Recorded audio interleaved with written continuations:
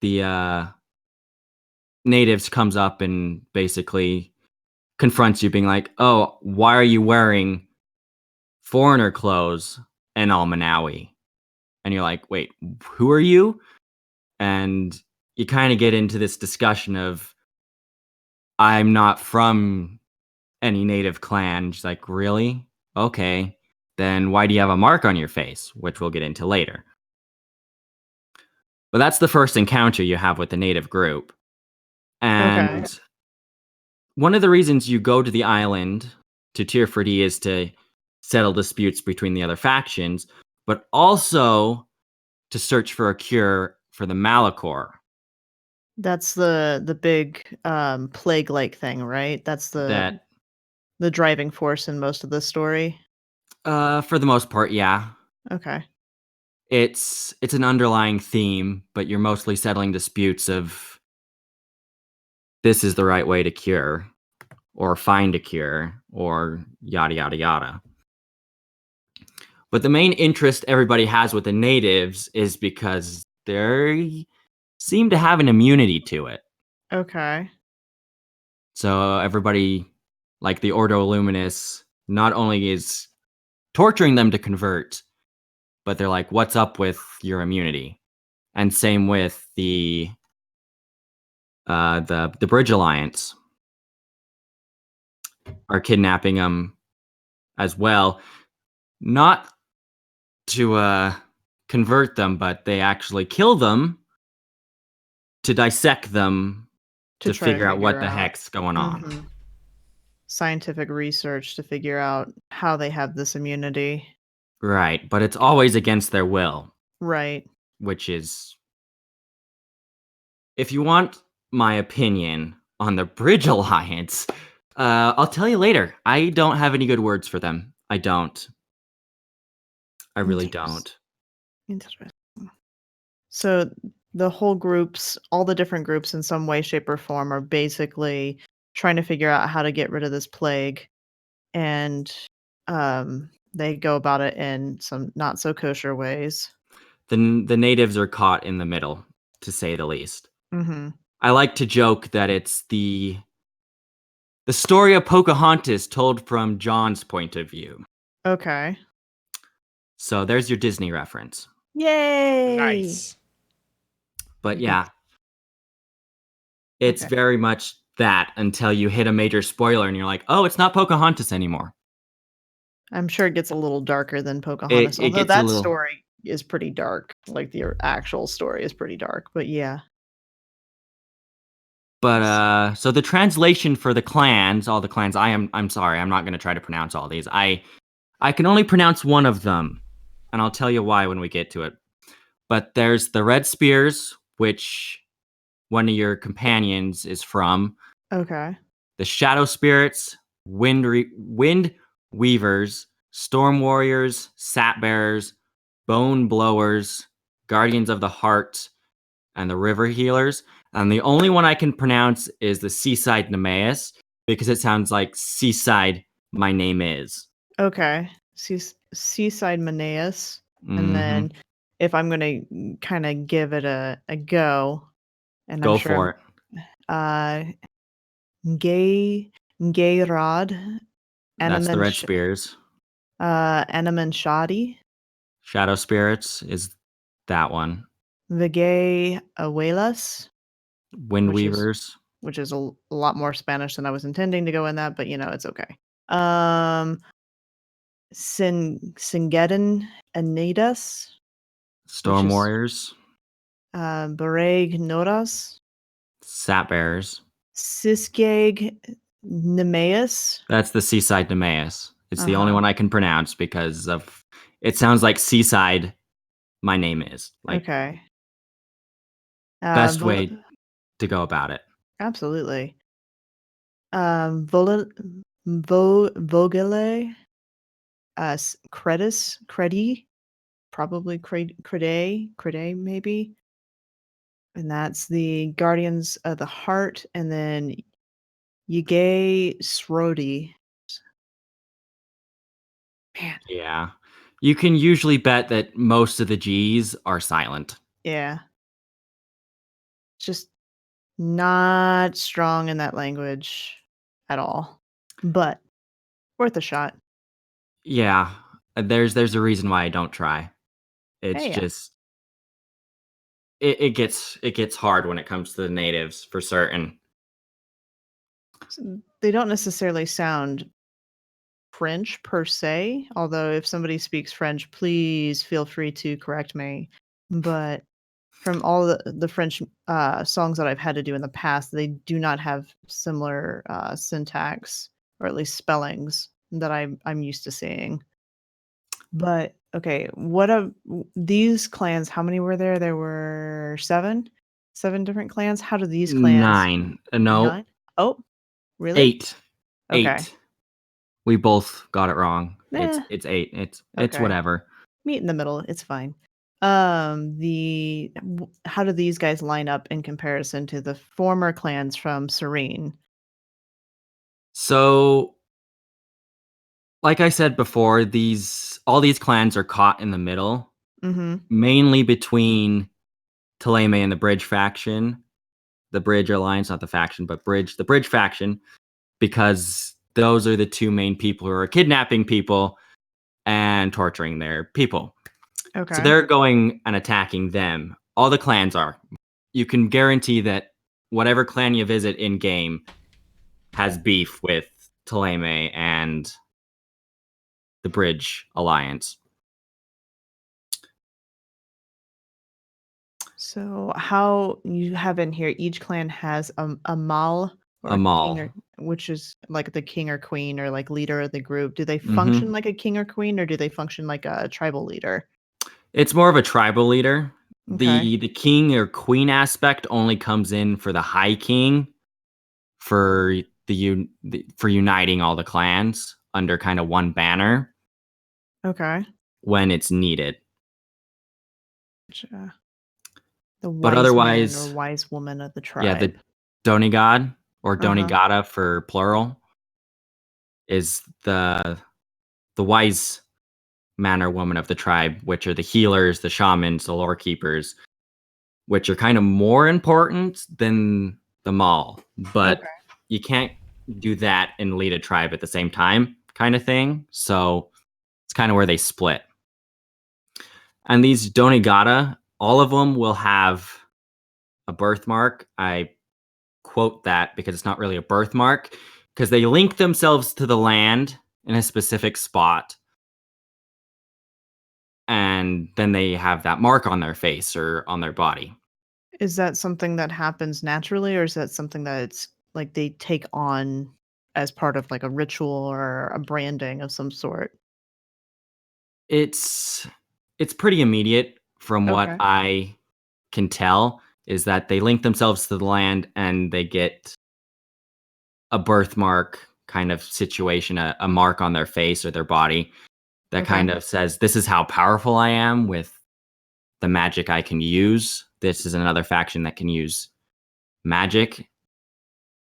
It's more of a healing magic than light magic with Taleme, Mhm. which is interesting. Okay. But uh, So more natural magic rather than like quote unquote heavenly magic. correct, yes. And as soon as they bond themselves to the land, they kind of get the title of Enal Manawi, Okay. which kind of means they're linked to the land. They have a bond with the land. And this kind of allows them to transform when they meet a specific requirement that's not really told in the game, but it allows them to turn into a Nadag. Like a spiritual animal type thing or Kind of. okay. This is kind of speaking a little bit of the Dresden series to me because there's a character that shows up later in the series that is it's a s- it's similar in the fact that it's kind of a spirit kind of creature, but it's also tied very, very strongly to the land, but it's not a happy presence. It's kind of malevolent, at least in the Dresden books, but yeah. Interesting. So these guys all have their different groups. Are they kind of divvied up by land? Are they kind of their clans are just by the area that they live in New Serene or Yeah. Well, New Serene isn't the continent. Tier 4D is. New Serene okay. is the colony for the Congregation of Merchants. Okay. So you have the old city or the old country being Serene and the old continent that lies on, and then you have this new grouping, this coming to quote unquote their America and the colony Yes. of It could New be related Serene. to that. Okay. Gotcha.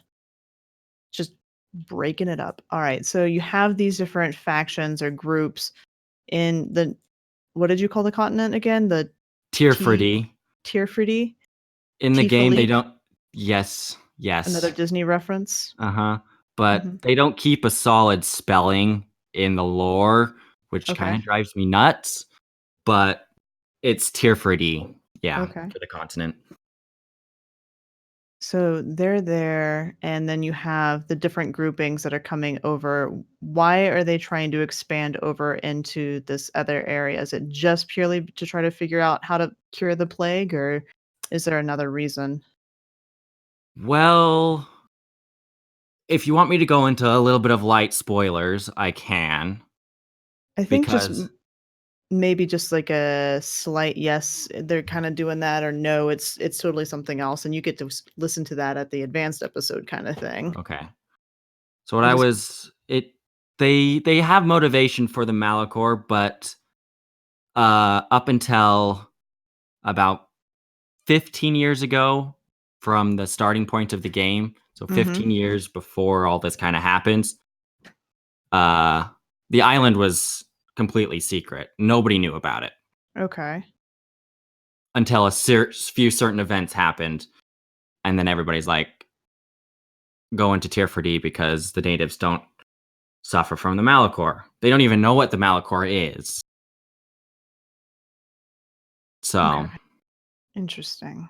and you go on a whole, I don't know if you call it a side quest, but you go on a quest to figure out why they have like no clue of what the heck the Malachor is.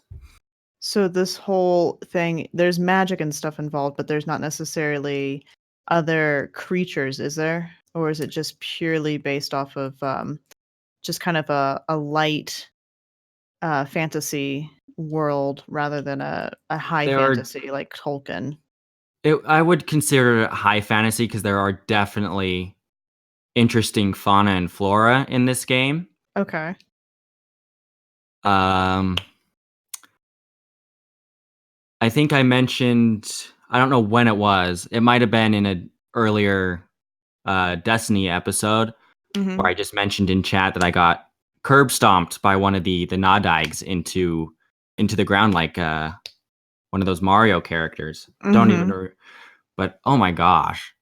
It yeah.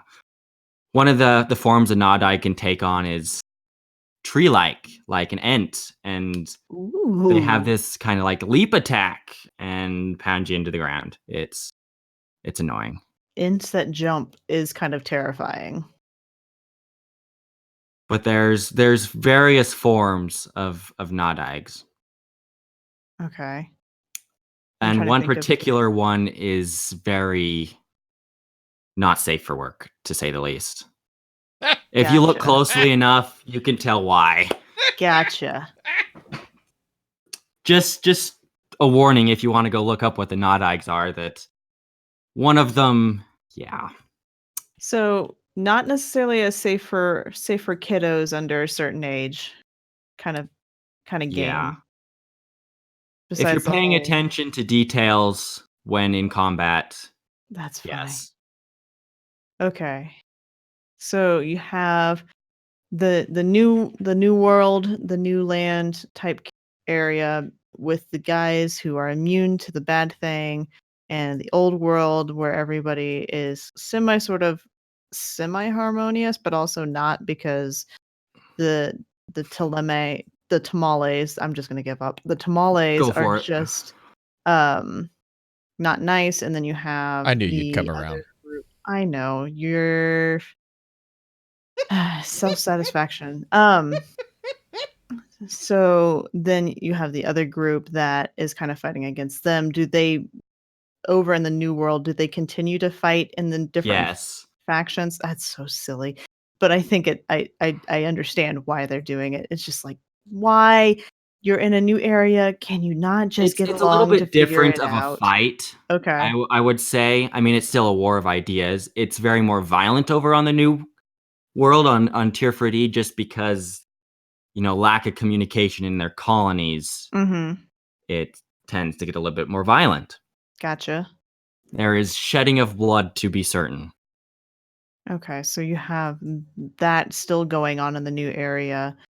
Is there is there another um reason for the new area to be awesome? Is it like more lush? Is there like agricultural thing or expansion or It's is it's there it is a lot more lush just okay, because it hasn't seen the development that industrialized? yeah. Gotcha. And is there any other major areas, cities, markers that we need to kind of have an idea about before we start? Because we just so far have New Serene and Serene as the two primary locations that we've talked So about. there's two other locations. For Tuleme, you have San Mateus and Hikmet for the Bridge Alliance. There's nothing for the Knots because they settle down in whatever colony that pops up because they stick to the sea. They don't settle Mhm. down, They're minus k the exception for the capital island. they're kind of port oriented Yeah, rather than, correct. land oriented. Gotcha. They would not settle in a place that does not have access to the sea. Gotcha. Every time when you said the Mateus, I had a flashback to Anthem for a hot minute because there's a really annoying character named, Mateus, if I remember correctly. I think that is correct. Or no, I picked that game Mateus or up and then dropped it. Matthias? It's Matthias? Matthias. It's Matthias. Matthias, that's what it is. Man, yeah, he's annoying. Um, Trying to think if there's anything else, like, world building wise. We have magic, we have, mobs, mercenary type things, we have seafarer pirate type characters as well as your normal merchant class and religious slash mystical and the group that's kind of scientific based that's still fighting with some of these other groups. Is there anything else that I'm kind of missing on as far as like we have a little bit on the world and a little bit on the character groupings? That's a pretty good summarization, I would say. Okay. Well, do we want to switch over to the advanced episode or close up this episode so we can prep for that one? I'm game. Blue? Yeah, I think that sounds like a good one. So let's do a quick round of shout outs for the introductory session. So that being said, Azrael, do you have any shout outs for this one? Um, I have two. One is to you guys for letting me come on and talk about this. Absolutely. And then the second is actually to Bungie for the new Season of Dawn trailer release. I am super pumped for that. Saint 14, or are you super pumped for the teaser that there's possibly a SRL thing that got semi sort of teased? Totally Saint 14. Mhm. I told Blue earlier that I cried at that part when they mentioned Saint 14 coming back. I cried with excitement. Like Ok I shed tears over that. I was like, this game has only made me do that twice. okay. One when Cade kicked the bucket, and now with Mm. Saint 14. So here's a question for you, and this is more opinion since we don't have like a hard line on it yet. I've seen throughout the interwebs people super confused on what his accents is. Some people say it's Greek, some people say it's Russian. I don't know what the other ones are. What what do you think he's what accent do you think he is? He is definitely Russian. Okay. That is my opinion. He is full out Russian, and I love it. I am excited. I'm excited to hear more from him, and just him and I can't think of the name of the actor. The actor who plays Saint 14 and the actor who plays Osiris playing off each other, because I know that people get mad at the comic, but I still love the Saint 14 comic where they're having a conversation, aka fighting. Yeah. I really hope that there's some banter between the two. Yeah. It'll be kind of fun. My shout out mainly goes to you, because I know I if you guys have learned anything this episode, it's all on Azriel, because this guy did a bang up job on the show notes and has been in contact with me for months at this point, just making sure everything's just so for this. So I appreciate how much work and how much dedication you had to just putting together a really good show for this one, because it's going to show. It's going to be a really good one for everybody to enjoy, and you did a great job. Thank you. You're It's welcome. go big or go home for Absolutely. me. Absolutely. Blue? Oh, well, you got it. I mean, I gave I kind of gave a preemptive shout out at the beginning of the episode, and then I agree, and I will double down on what you just said as well. But yeah, that's I definitely I appreciate the patience of the community and the amazing work that Azrael's put in. You guys, you don't realize how much that means to us, or at least to me. I'm pretty sure Green would agree. But it really does mean a lot, and I appreciate it. But yeah, so until next time, we will see you later, and goodbye. Still no outro. I love it. Never. Until next keep this time, part in? goodbye. Do you keep this part in?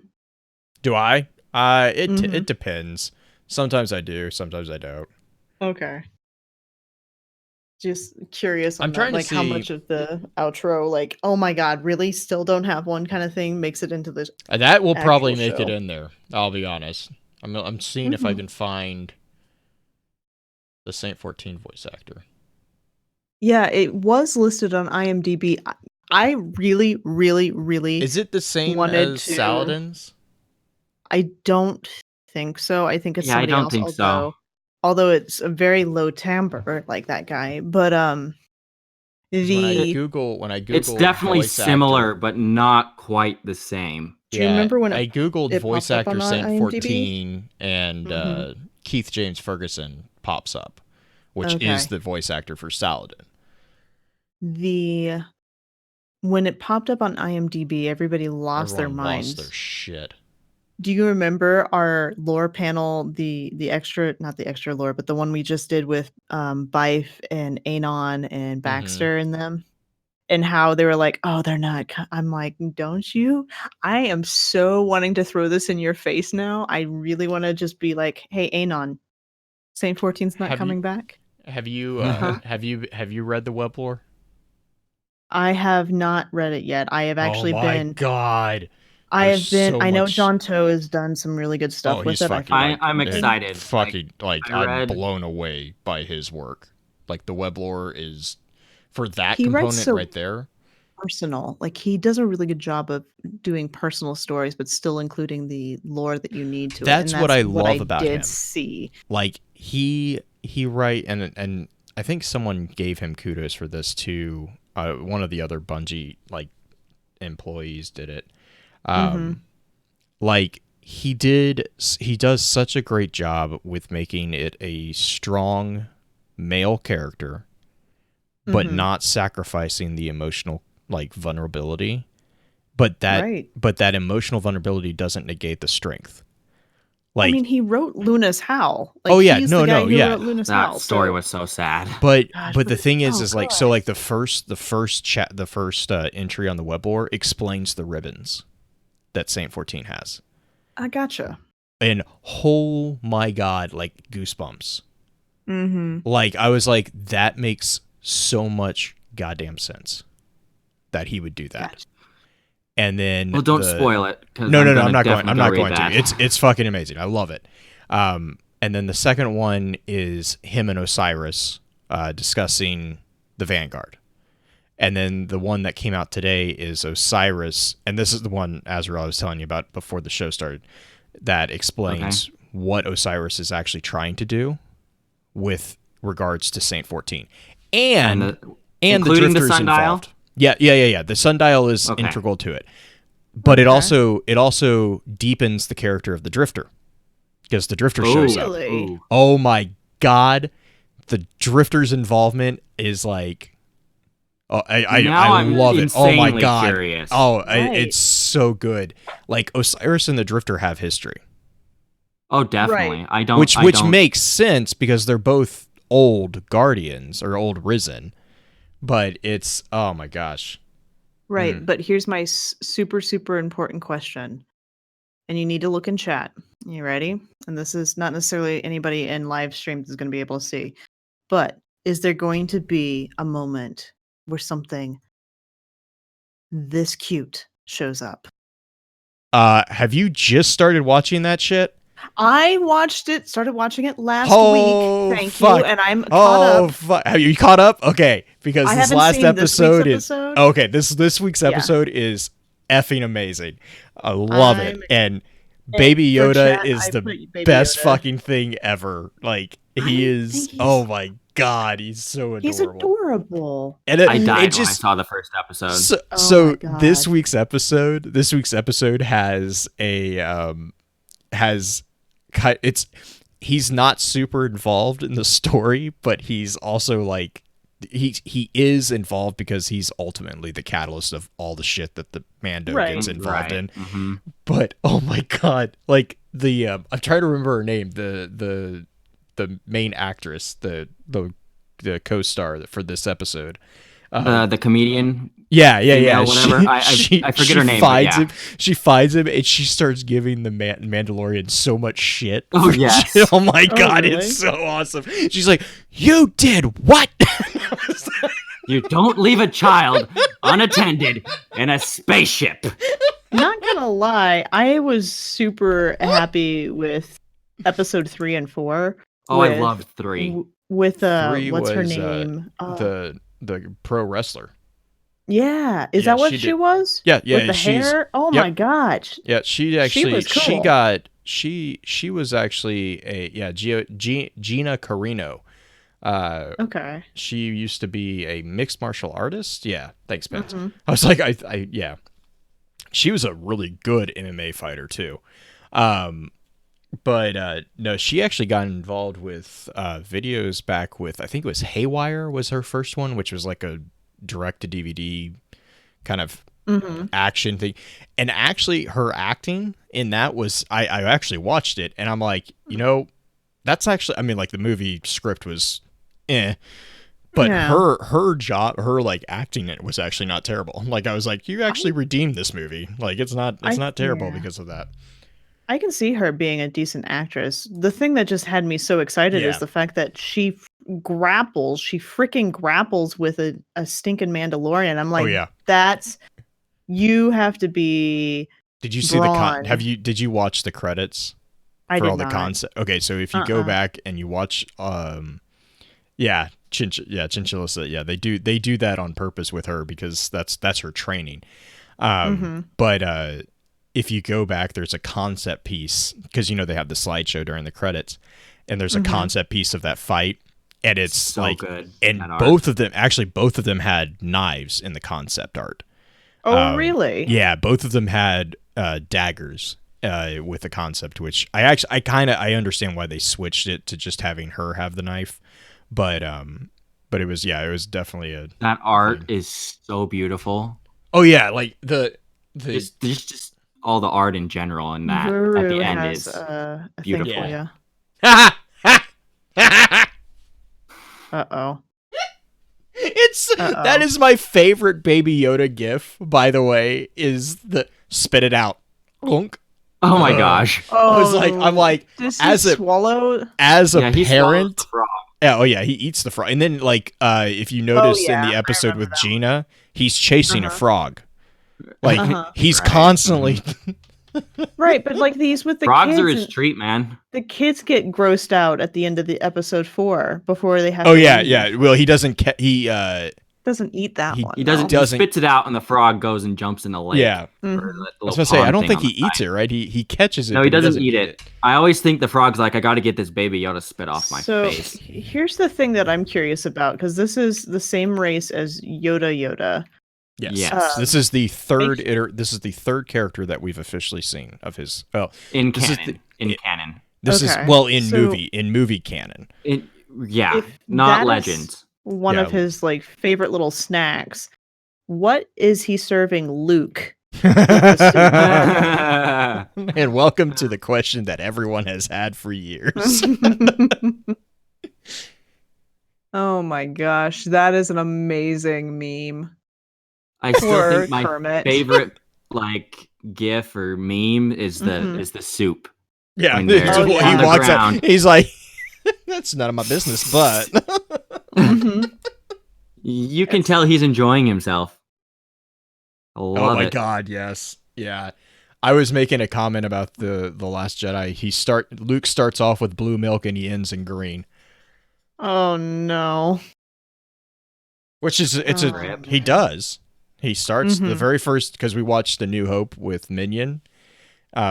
He's so funny. He wants to get through that movie so badly, but he Minion keeps does? yeah.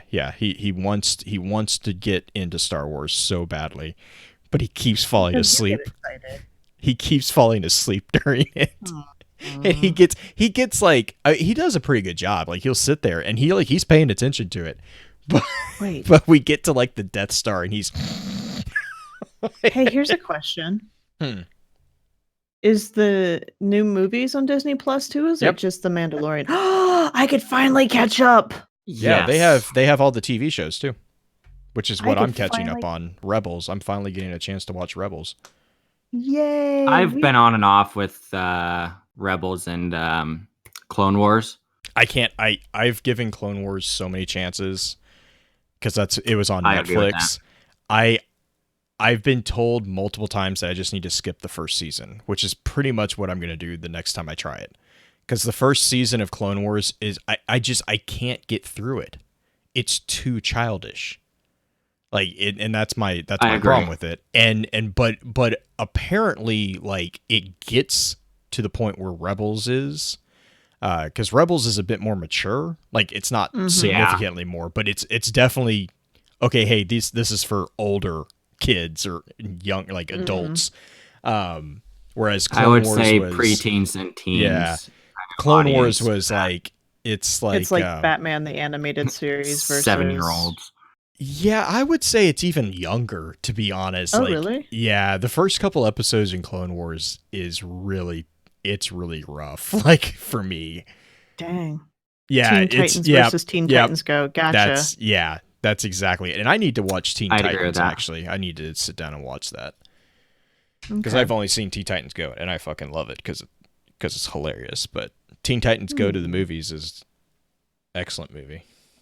But yeah, no, they have all the Star Wars videos and all of the Marvel videos. If not, it's very close. I think Probably. I'm trying to think because I know Endgame's on there, so Yeah, Endgame's on there. All of the Thors are on there. I think all the of the Iron Mans are Mans one. on there. Winter All Soldier, the Avengers. Yeah, I think all. I don't think Spider-Man's not on there though. I don't think Spider-Man is. Not I yet. know I know they're still in conversations though because Captain Marvel is. yep. Ooh. That's And this is just that was the off my joke. head. That was the joke. Brie Larson was on Ellen. Saw that clip today. She was like, I'm on Disney Plus. Is there any way I could get comp to account? That would be amazing. It was so funny. I was like, that's whatever. So you inadvertently, and she doesn't even know it yet, probably just made my wife's weekend, because those are movies I'm willing to sit down and watch. And I'm not a The Star Wars super- ones. Yeah, just like Star Wars, Marvel, stuff like that. I'm Mhm. willing to sit down and watch those versus like some of the other stuff that we When it generally comes to tend Star watch. Wars, I am very opinionated with what I consider. Oh, they trust me. have all of them. Like they have Rogue One on Yeah. there, which is sorry, Rogue One is still up in my favorites. Oh yeah. Like and it's one of those things where like Rogue One, it's because it's so different that it is so great. Dark. It's a war movie. It's Yeah. a war movie, and that's the thing. Hey, look who just popped into chat. Pins and I have chatted about that. Hi.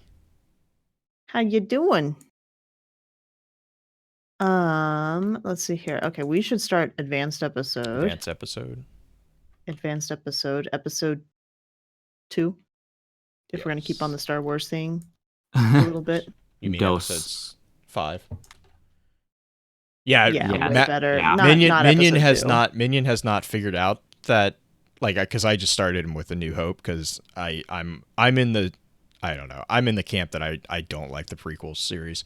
I know that a lot of people get mad at me when I say that, but So story wise, here's quick rant before we start this one. The prequel trilogy did the job that it set out to do. The things that I actually really hated about it was how much they got away from doing the models. The fact that it didn't look like Star Wars. I really hated that. Like the story-wise, I get how it was kind of a mess, and I get how a lot of people got upset about it. But I think the thing that really threw me was the fact that it didn't have the same feel as what the newer ones that have been coming out in the original trilogy have, with having both the live models.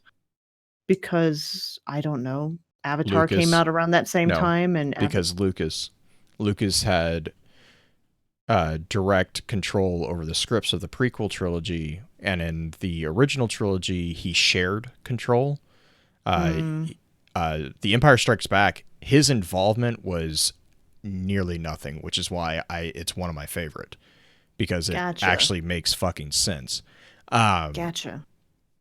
Like before he sold it to Disney, his idea of the conclusion trilogy, like I would I'll see if I can find it out. I'll find the link that he basically published what he wanted it to be, and it is. I mean, I'm going to piss people off, but it was one of the most asinine stories that I've read. If I knew that he was still writing for the trilogies, I would not be going to see him, because I cannot stand the direction that he took it. He also had. He was also very hypocritical about the way that he handled the way Legends was written, like the whole expanded universe. He basically had a double standard in that everyone had to clear it through him, but he didn't have to clear anything through them, which is why, but that's why you have the necessary retcons when he started producing the prequel trilogy, because he basically shit on the entire expanded universe because he didn't like it, but he didn't tell anybody. And so he just wrote his own thing. And then when it came in conflict, he's like, well, my way's the official way, and you can just get out of the way. And I'm like, you're an asshole. Like, yeah, you respect other people's work. Oh, well, and the problem is like he was basically throwing out the expanded universe, whereas Disney has softly put it to the side, and they're like, no, it's the Legends. It's not canon. It's not current canon, but it is Legends expanded universe. And they've actually they made an official statement that, you know, it is there to be drawn on. They've done it. They've pulled in Thrawn. They've pulled in a number of different characters from the expanded universe Legends. And I mean, there's differences. Like, actually, Thrawn is pretty close to what he was, but like, I mean, they have Tarkin. They explain Tarkin's character pretty close to the original cast, or the original model, but like, but the way that Disney, like, this is the reason I'm not super upset about Disney setting aside the expanded universe, is because they actually did it respectfully. They said, you know, basically, hey, there was a lot of work that was done here, and we have we have a different goal, like we have a different path that we want to take with it. Plus, the expanded universe had gotten to a point where we were like 5,000 years past the Return of the Right. Jedi. Like it was eons, which is where you get the problem of like the Yuzan Vong and all that stuff. But The thing that I've liked Lucas so basically far, just was like, oh yeah, this is my story, and it was just like, I'm like, God, man. the thing that I like is, and Cole and I are friends. Cole actually adamantly was like not wanting to watch The Mandalorian, and then I didn't know No, anything oh no, about the like story, I am and extremely happy with what they've done with it. oh I yeah, agree with that. and I think she will be too once she finally sits down and watches it. And I think I Mhm. finally convinced her to, because I started asking questions about how's the armor made? Like, Yep. what's the significance of They it, and they all the did different yeah, the they did. cultural Oh my aspects. God, they did such a good job in explaining and respecting that culture. Mm-hmm. I agree. And that culture that they're respecting and kind of giving nods to is actually very similar to the Legends version of the Mandalorians, Mm-hmm. which is where I'm kind of like, yes, thank you. You Mm-hmm. don't have, I mean, like, no offense. Well, the Legends version of Boba Fett was very respectful of the Mandalorians. The Right. current canon Boba Fett, like, the gravitas of his character was really stripped away because of the events in the prequel trilogies. Like, Right. his entire Yeah. backstory in Legends expanded universe was fucking amazing, and it was dark as hell. Like, Mm-hmm. he literally was a rags to badass story. And like the way that he interacted, with the other bounty hunters that show up Mm-hmm. in even in the movies, like Dengar and IG-88 and all those different characters, they have full backstories in the expanded universe, and all of those characters kind of that was Tales of the Bounty Hunter is still one of my favorite like collection of short stories, Right. because oh my God, it builds on all these characters that you see in like 5 seconds of movie, and all of them, every single one, Brask, Dengar, IG-88, and I can never remember Zeno. I always call him Zeno, the scuba head guy. They all have Yeah. full stories in Tales of the Bounty Hunter and Tales from Jabba Hutt's Palace, and it So all gets explained. Vero, I can totally get behind what you were saying with that. The only reason I got hooked from the beginning is because Cole went on a rant about the culture at one point while we were gaming, and so I had a little bit of background knowledge before going in.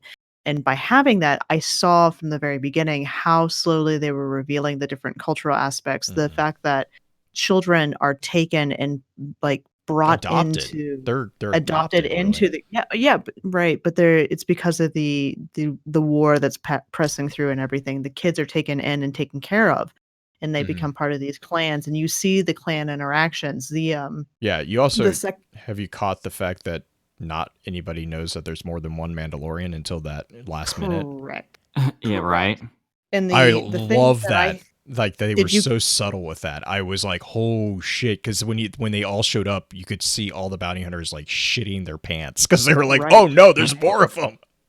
Right. Did you catch the aspect of the clan backing him up even though they were Yep, all kind of mad yep. at him, The but heavy they're the heavy backing him? soldier, yeah, the heavy guy was Mhm. like, "What?" Well, and I took that as that's because they saw what he did with the child. Like, Well, I don't know if it was that or if it was if the it's the fact that he's a protecting the Mandalorian. child, where it's the clans are so tight knit, and he was the most decorated Mandalorian in that group, in Hmm. his faction, in his grouping, and they protect each other. I didn't know if it was due to that or I the kind other of took aspect of it, the kiddo. yeah, I took it as like, because like the heavy soldier, the guy with the jetpack, which I fucking love their interaction. I need to Mhm. get me one of those.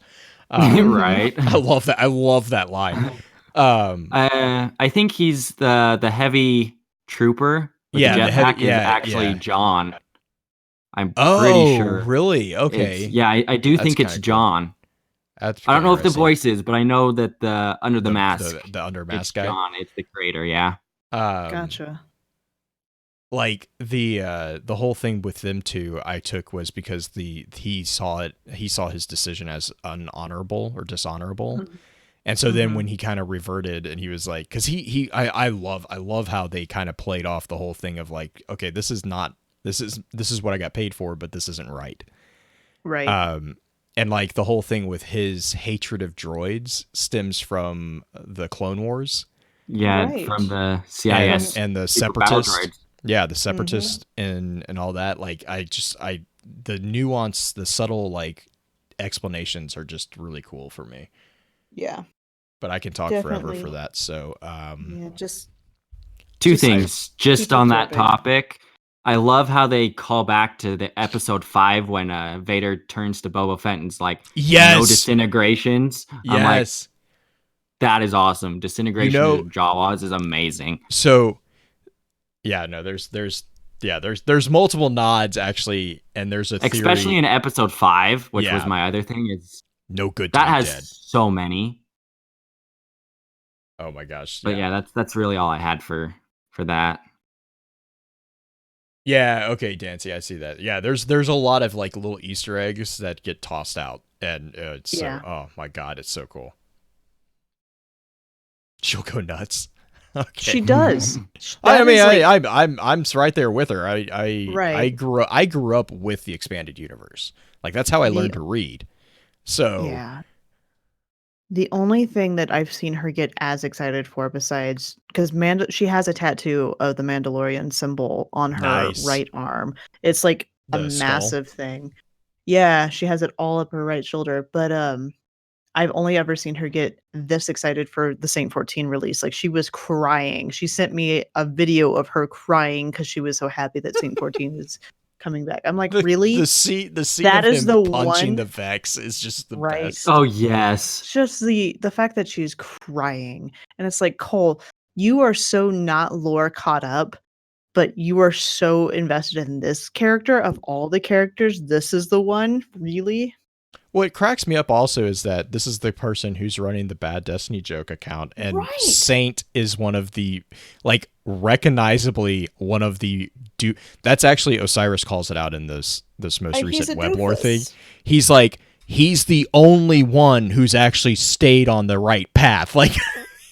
Because he gets in an argument with Drifter, and Drifter's like, why do you care? He basically is like, why do you care? And Osiris is like, because Saint is the only one who's doing the right thing. Like, all of the rest of us are like doing our own thing and, you know, doing like blurring the lines of all the way. And Saint does the right thing. And that's what Saint does. And that's all he does. Oh my God. Oh shit. Young Adventures of Anakin. Oh, those were good. All right. Okay. I'm gonna cut myself off because I will talk forever for Expanded Universe. Okay, so in private chat, I just put in the Noddig that curb stomped me into the ground. If you want to check that out. Oh nice. It's got antlers. Yeah. That's the one in the trailer. It also has okay. I see I see. Is that a tail? It's a tail. It has a tail. Yeah, that's a tail. Is that the but one? But I totally see where you were going with that green. just got wood. Anyway. Well, yeah, in Black Flag, actually, that's how John explained him in the stream. Was Saint is the only character in Destiny that is like fully lawful good. Like that is Saint. Saint is lawful good. That's saying something too. Oh yeah, well, and that's John is the one who's writing all of it. So I'm like, you know what? Hey, is Maury still in here? I'm not sure. I wonder. I saw people shitting on the reveal stream, and I was like, "What are you talking about?" I thought that was an amazing stream. I still haven't watched it. It's so good. Like it's mostly lore. They talk about the lore a lot. And they show like the sundial. There's apparently a way for you to use the sundial to kill yourself, which is hilarious. Oh my gosh, yes. That's amazing. I'm totally gonna go do that now. He said they said the tester that they designed it, they're like, yeah. So they apparently like one of the first run throughs or something of it, they said that the entire team just kept killing themselves. They're like, what do you do?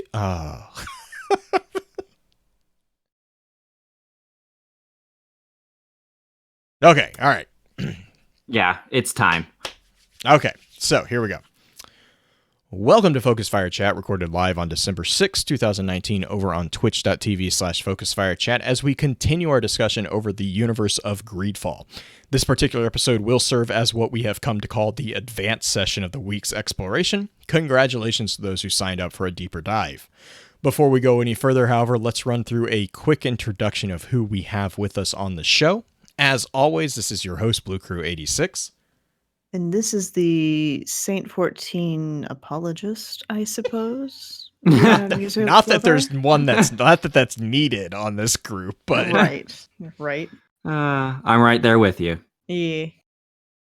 and last but definitely not least in the hot seat as guest co-host, and really honestly the expert here, we have our good friend Azrael7. Azrael, how's it going?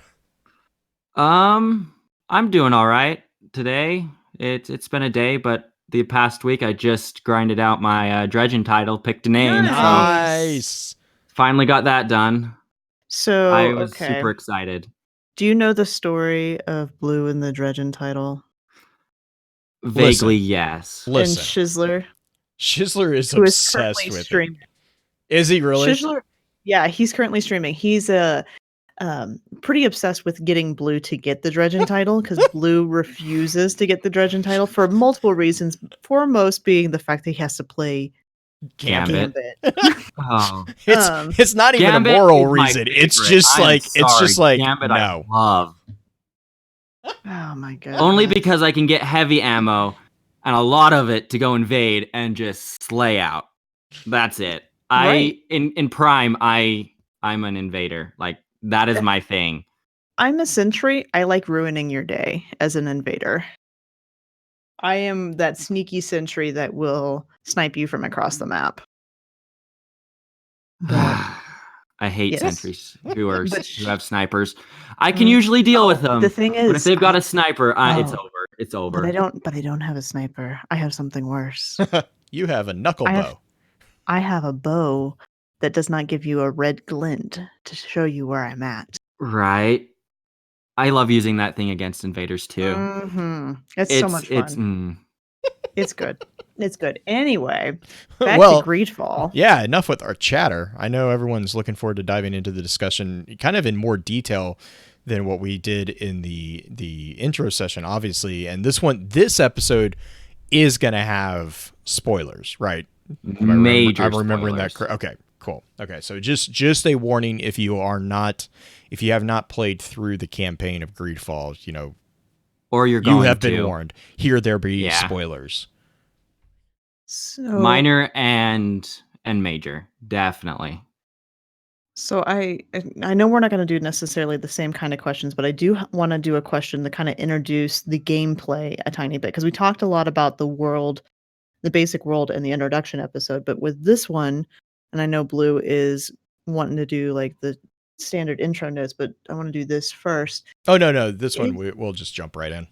Yay! No intro notes. Awesome. Woo! So with this one, when you're playing the game, you have 3 character types that you can play. You can play magic, melee, and what was the third one? Is it? It's like warrior. Technical. So like it's a technical, if I remember. Artificer type character, right? You're using files, traps, and rifles. Gotcha. So you have those 3 types. When you're playing, it's third person, I'm assuming. Yes, like it's over the third shoulder. person. Over the shoulder kind of third person type thing.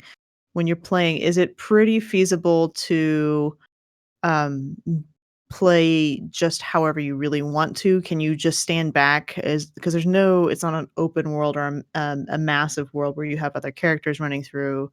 It's strictly single. Gotcha. So. Okay. So is there a game that it would relate to feel wise as far as mechanics of playing? I would say Assassin's Creed and one other that I can't even remember the name of. It slipped my mind as soon as I said there was 2. Okay. So Assassin's Creed in that close melee movement type thing, you're not necessarily doing finishers, are you? No. You can do extra damage for creeping up on people, but that's about it. Okay. So kind of Skyrim, Assassin's Creed. Right, that was the other one, Skyrim. Yeah. Gotcha. Gotcha. Cool. So we're playing through the eyes of a particular character in this, and everybody has the same character, right? Yes, though it is customizable. So you can customize your Ah. character kind of how you want.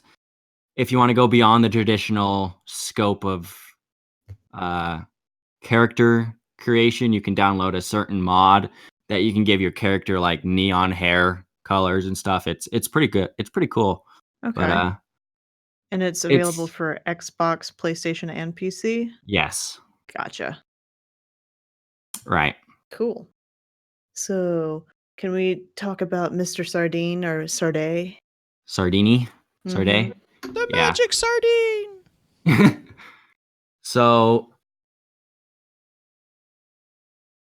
basically, like I said in the introduction section, that I'll go back over that if I can speak. Oh my gosh. Um, your faction is the Congregation of Merchants. You don't really kind of get to know a lot about the congregation since you're playing as them. Mhm.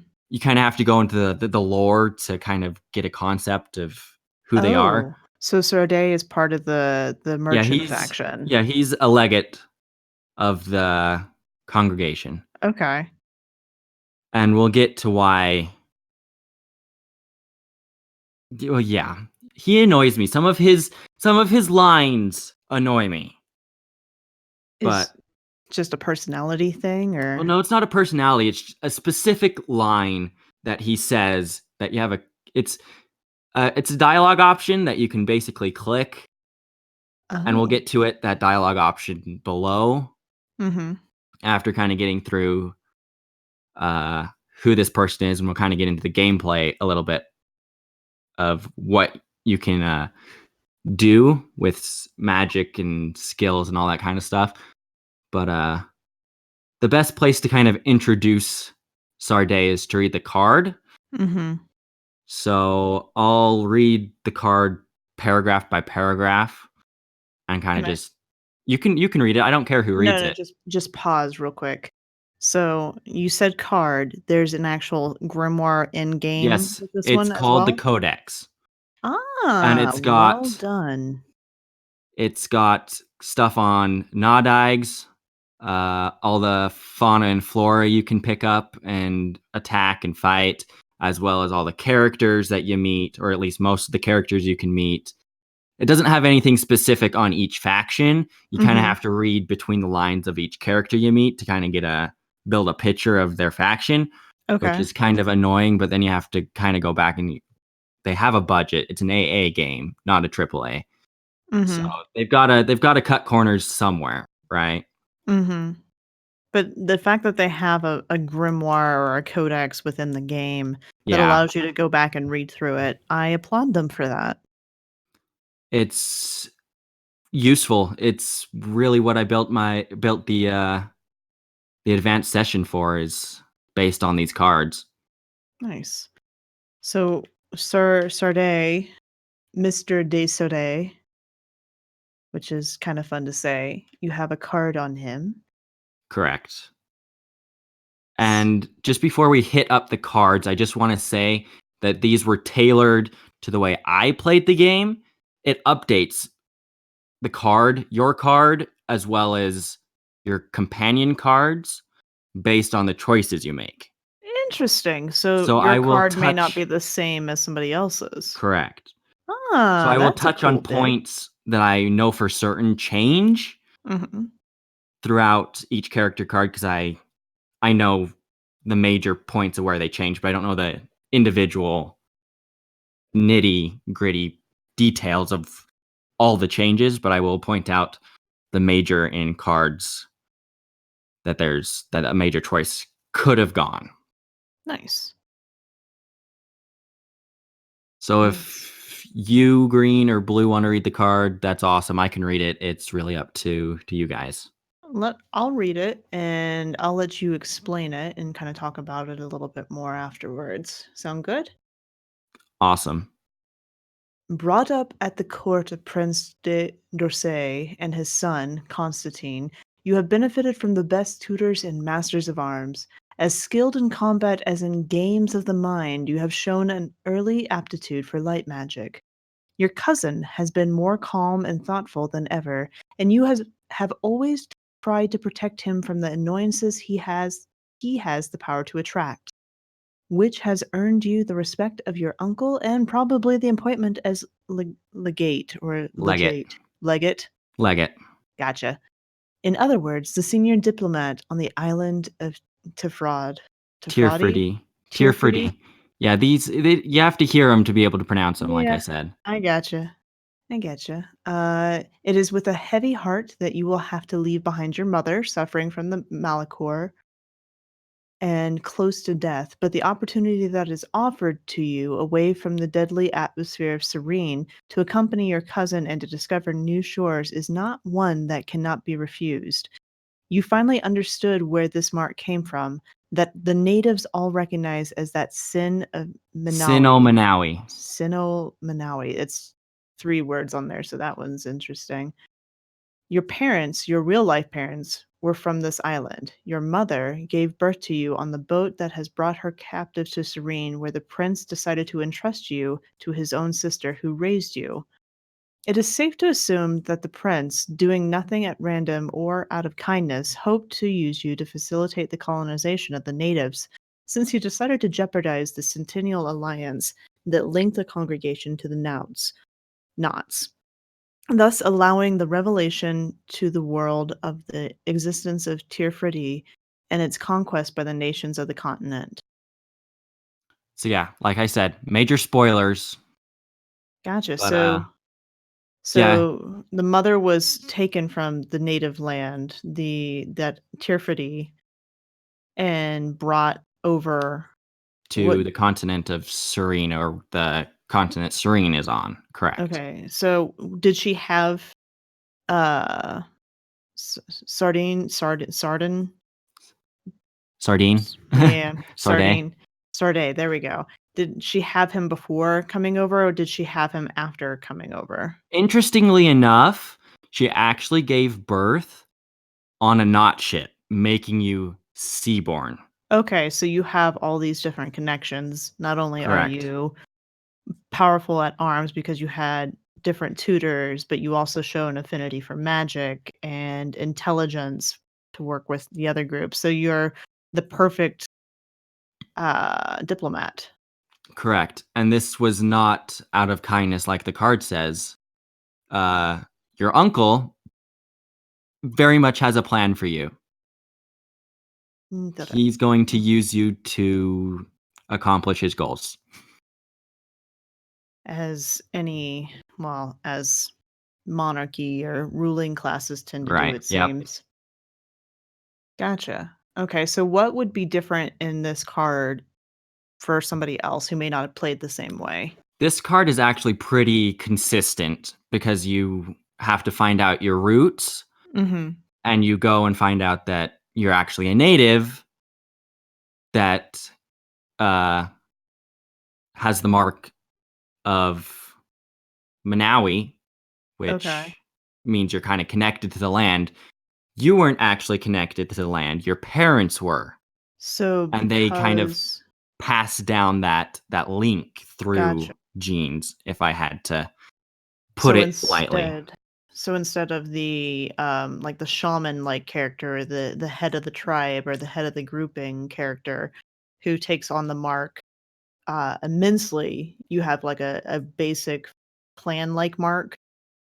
Yeah, it's on the left side of your face, Okay. covers your jaw, and it's pretty big. It's very recognizable.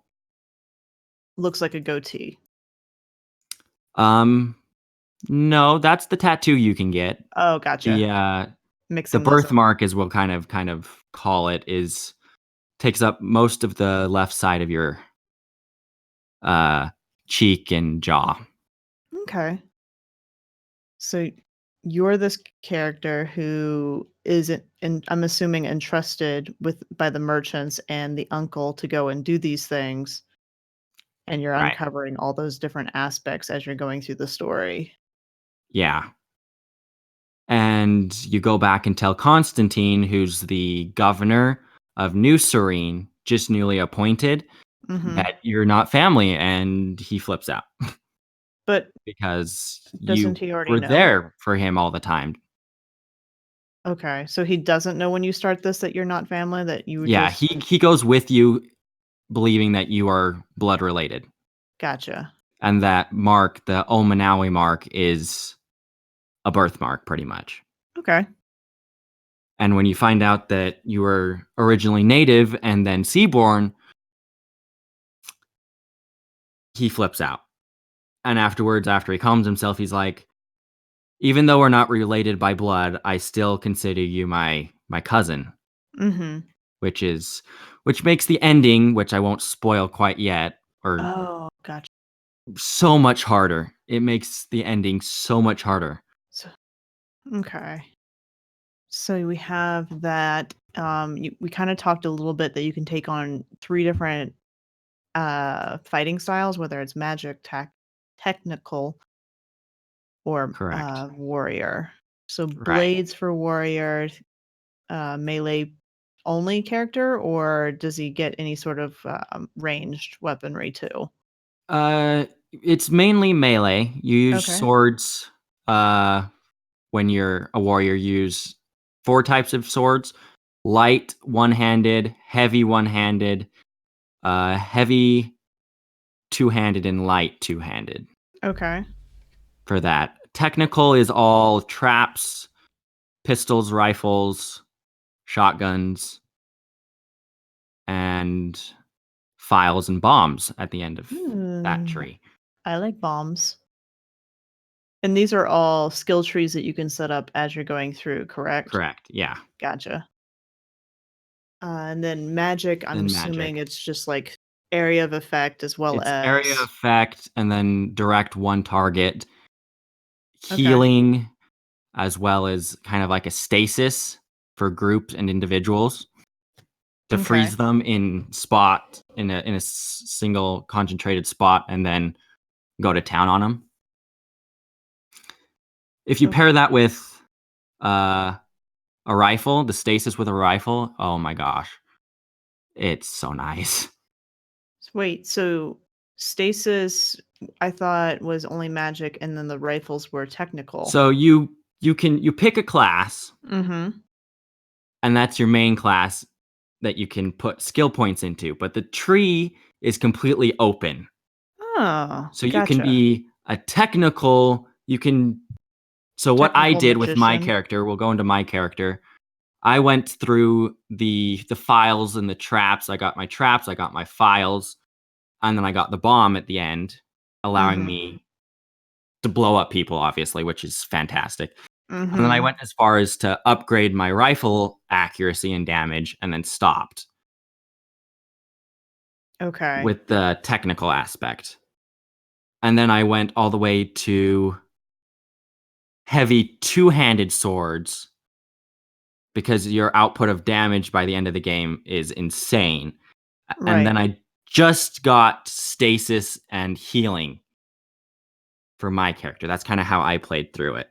Gotcha. So it's kind of like Skyrim in that you have the options for all these trees, but you generally should gravitate, or at least many people will gravitate towards a particular play style, but you can flavor your character by adding these other aspects to them.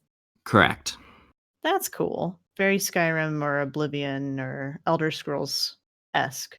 I've always liked that. Yeah. Sneaky. I was always a sneaky jerk face with it. That was an archer, but also through magic because I did not like getting close to anybody. Anyway, And one of um, the things I like about the card is that it explains your abilities with the skill trees. mhm, You were raised by the best tutors and master mhm. of arms. You know how to fight with blades. You know how to talk your way out of situations, and you know how to use magic. Like, it kind of explains your skills, and I like that about that. So we have this character. He's introduced as kind of a merchant type character in general, or is he introduced in a different way? The best way to put it, he's introduced as a diplomat for the congregation. Mm-hmm. Even though, yes, he's a merchant from that group, he was raised as a diplomat. Gotcha. And so does uncle send him off, or does the cousin go like say, "Hey, we should go over there together," or is it just because of his mom getting sick or So there's a lot of factors. His uncle appointed Constantine as the governor, the new governor, the replacement governor, I guess you could say, to New Mhm. Serene, and then kind of said, "You go with him, make sure he kind of is okay." And it's also added incentive to go find a cure for the Malachor to help people recover. Okay. Downside is your mother has the Malachor, your adoptive mother has the Malachor, and you leave her to die. You can't be there when she dies. Hmm. That's kind of sad. So So we talked about the tree a little bit that you're able to manipulate to be able to gain different attributes or different skills. Is there an actual attribute grouping that you deal with as well besides just like the so skill there's tree? there's a skill tree where you put points into. There's another kind of tree, I guess, for attributes. You have strength that kind of pairs well with a warrior, and agility that pairs well with the warrior. Mental power and willpower kind of pairs with the magic side, and then endurance and accuracy kind of pair nicely with uh, the technical portion. Okay. And every time you put attribute points to one of those, you get to use better weapons for that class, which is nice. And I see you can do talents like charisma, vigor, craftsmanship, science, my favorite, lockpicking, and intuition.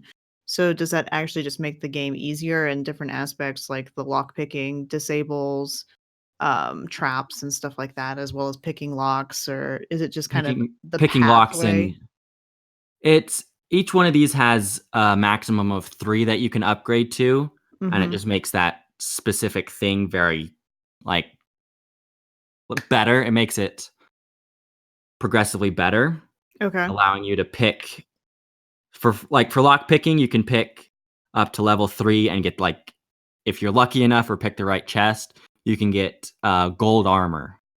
I don't know the exact, armor type, but it would be, like, exotic armor for Destiny kind of Okay. situation.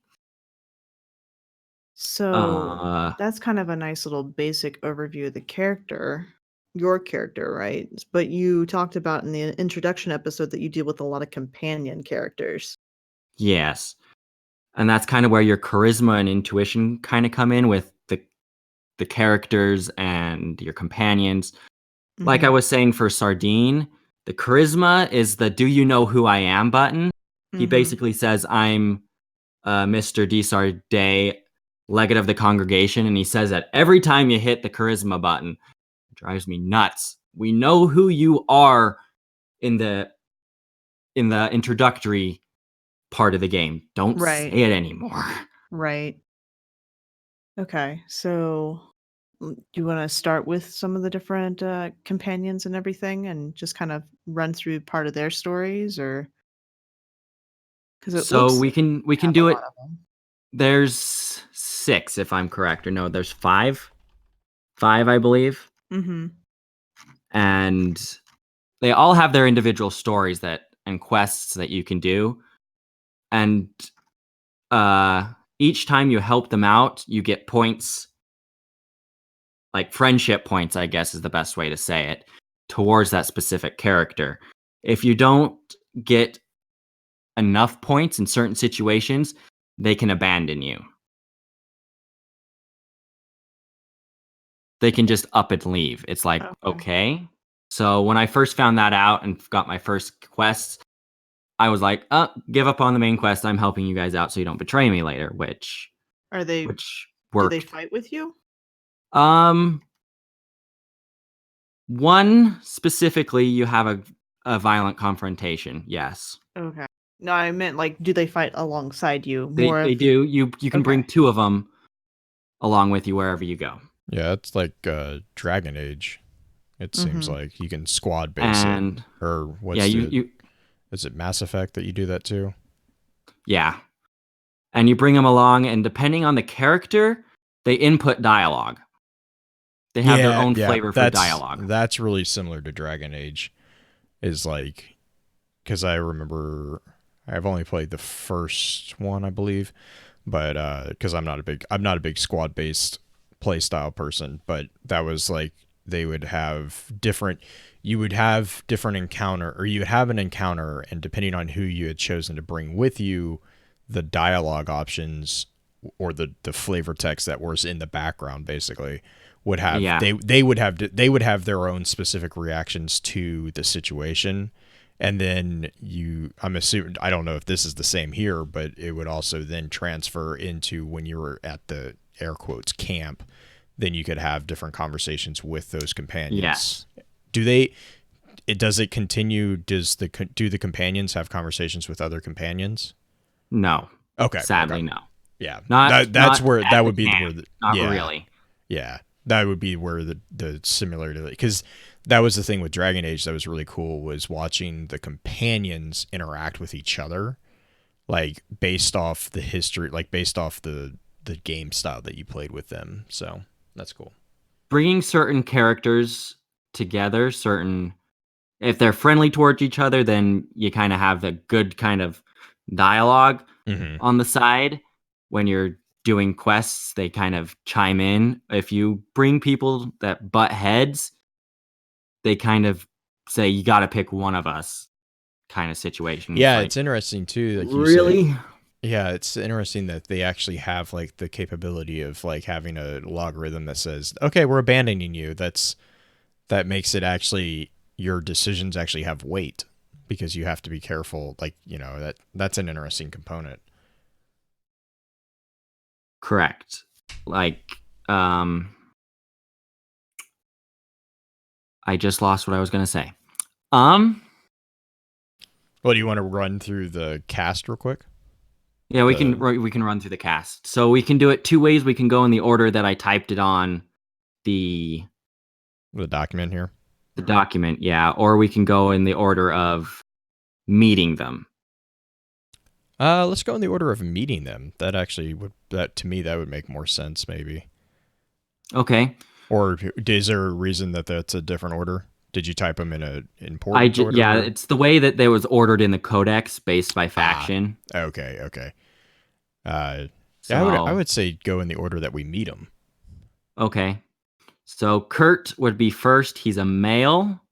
You don't really get his age or really any personal background, like age. You get his gender. You don't get like his height or anything, really, which is kind of a little bit frustrating. They should put a little bit more effort into that side, I thought. But he's your master of arms. He's the first person you meet. You go say goodbye to your mom, and he jumps in the middle of the arena and is like, I challenge you to a fight, which is kind of the game's way of saying, okay, this is how you're going to learn how to fight kind of situation. Okay. Mm-hmm. Learn how to. Yeah, and in that specific situation, I was technical and I was messing with the controls and shot Kurt in the face a few times. I was like, Whoops. oops, that was This a is quick a practice. And yeah, I bound all my keys and started shooting him in the face right after that. I was like, huh, I think I like guns. That's funny. Do you lose points with any of your companions, or like can you upset them by shooting them in the Yes. face and stuff Well, like that? not in combat, no. But certain Okay. dialogue options, you can lose friendship points with Okay. certain characters you bring along. Can't have a romantic relationship with that character. Kind of. I read ahead. I saw that there's one you could choose to have a romantic Well, you can interaction choose. So 4 of the 5 are you're able to romance. You can romance 1 female and 1 male per player characters. If you're female, you can romance one female, one male character, and vice versa. Okay. Interesting. So Kurt, like I said, was your master of arms. Mm-hmm. Not only yours, but Constantine's as well. So I'm going to read that card unless either of you want to. You're good.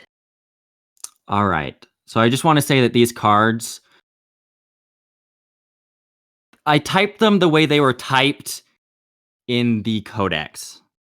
So there's mistakes, but that's kind of like a given since it's a French studio who published this in English. So, Mhm. so the card for Kurt reads, "You'd known Kurt for many years when he became yours and Constantine's weapon master. His childhood was tough, and he had a weapon in his hand as soon as he was able to hold one. Although he obviously suffered from it, he does not seem bitter, just a little cynical. And he shows you and your cousin almost brotherly protective affection. Kurt asked you to meet one of his young recruits he wanted to assign to protect Constantine. Alas, it turned out that this young man died under strange circumstances. These circumstances being drowning. Sort of, and I'll explain that in a minute. After the investigation, you discovered that he had been sent to a secret training camp and died there. After Kurt was able to discover the location of the notorious camp, he asked you to accompany him there. What you discovered there made your friend angry. Recruits were humiliated, abused, and even tortured to be transformed into conscienceless killers. You dismantled the camp and allowed Kurt to get revenge for the death of his protege. Deeply shocked to learn that Commander Torsten's involvement in this matter, Kurt decided to disobey his orders." I want to pause there. Just keep Okay. that last part in mind. It's a big turning point. Okay. I'm going to finish the card if I can scroll down. You could do it. With the help of Sieglind, Kurt's friend and the new commander of the Coin Guard, you managed to find a trace of the one behind the ghost camp, Major Herman, one of Kurt's former instructors who had clearly inflicted the same abuse on him as the young recruits. This despicable man was burned at the stake, allowing your friend to turn the page on his terrible past once and for all. Okay. And that's the end of the card. All right. Terrible past. Yeah. Does this affect you as well? Not so much, not in the major course of the campaign. This is kind of more of a side story to kind of help you, because there's a certain quest called Coup d'etat, which, Mhm. like I was saying, when Kurt disobeys his orders, it's because I got to the point where Kurt and I were buddy, pretty tight knit. Mhm. So he decides to disobey his orders. If you have not gotten him to the friendly status, he betrays you. Okay. He helps the Coin Guard stage an attempted coup on the colonies of on San Mateus, so Ptolemy, the Bridge Alliance, which Mhm. is the Hikmet colony, and the Congregation of Merchants, which is New Serene. And Mhm. you have to fight off the coup and kind of save everybody. And the major turning point, if Kurt helps you, you're able to catch everybody or have the potential to catch everybody who's kind of behind the coup, the leaders of the coup. Otherwise, you have to either protect San Mateus or Hikmet. You get that choice because Commander Torsten escapes. Okay. If I correct. Gotcha. Okay, so he's part of the Coin Guard. You work with him at least somewhat part of the time. Yes. Can you choose to work with him exclusively? That was kind of one of my other questions. Can you choose to work with certain companions the entire campaign, or Yes. okay, As long When as you you work don't on their piss them off. right? Yes. So when you're doing specific quests, it locks that character into your companion slot, one of your 2 companion slots, Mm-hmm. until you complete the game. Okay.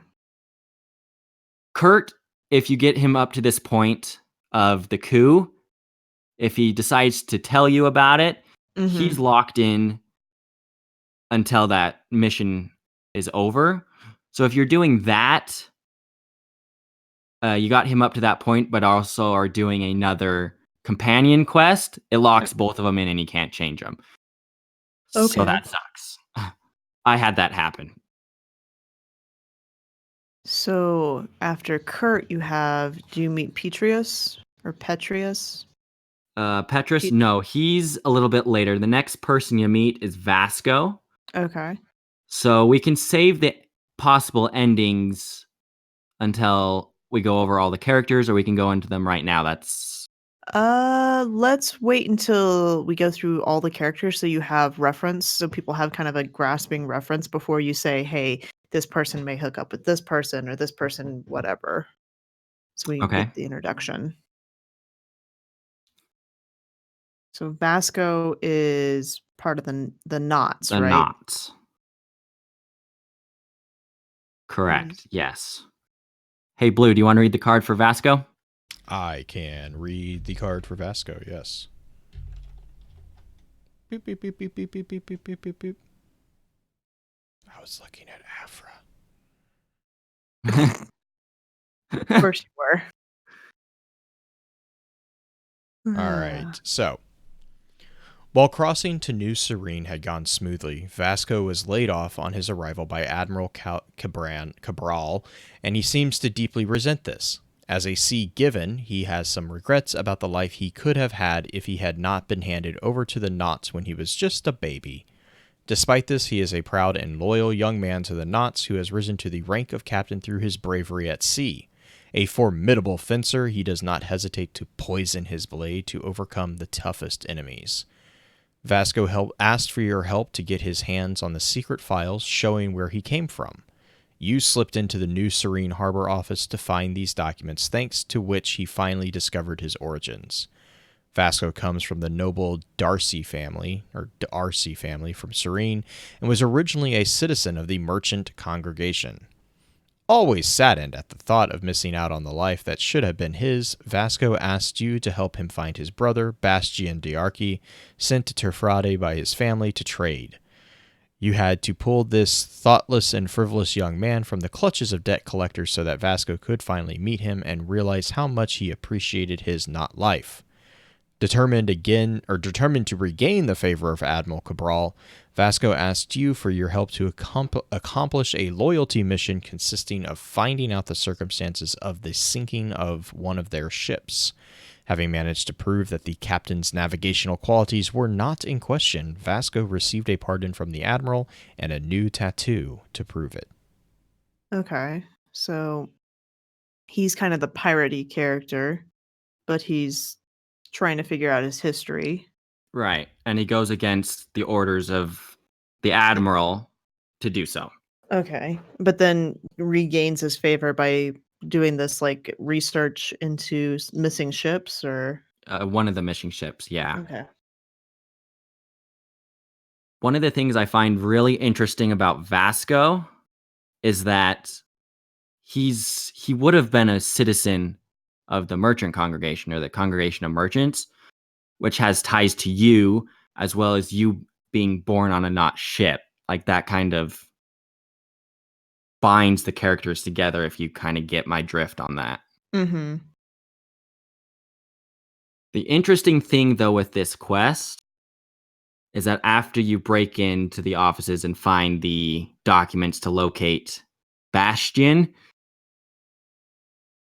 you go find him, but he doesn't introduce himself as a D'Arcy. Okay. He keeps who his would? Right. Really? That reference? That's the reference you choose to make. That That's the reference you choose in this moment to make. Wow. The fact that I knew you were going to go there too.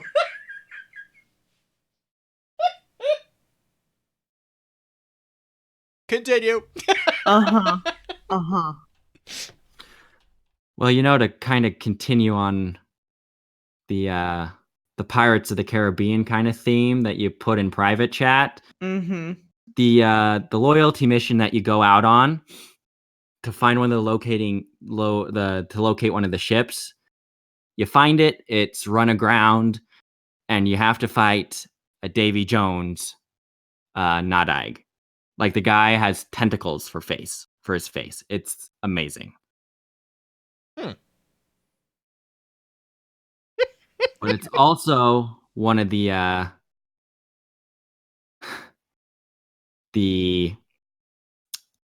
think it's, if I'm thinking of the correct one, it's the not safe for work one, because all Okay. those are they're female. Let's put it at that. Okay. They're obese as well, which doesn't help.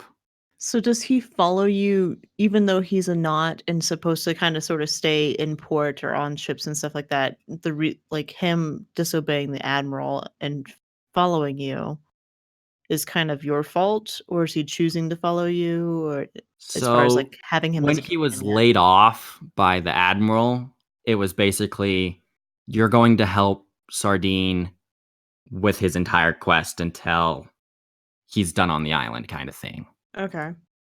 And then you can go back on ships and go sailing, Ooh. Okay. which pisses him off because he, as a knot, loves the sea. Mm-hmm. So okay, so that's his basic introduction. Who's next in our list?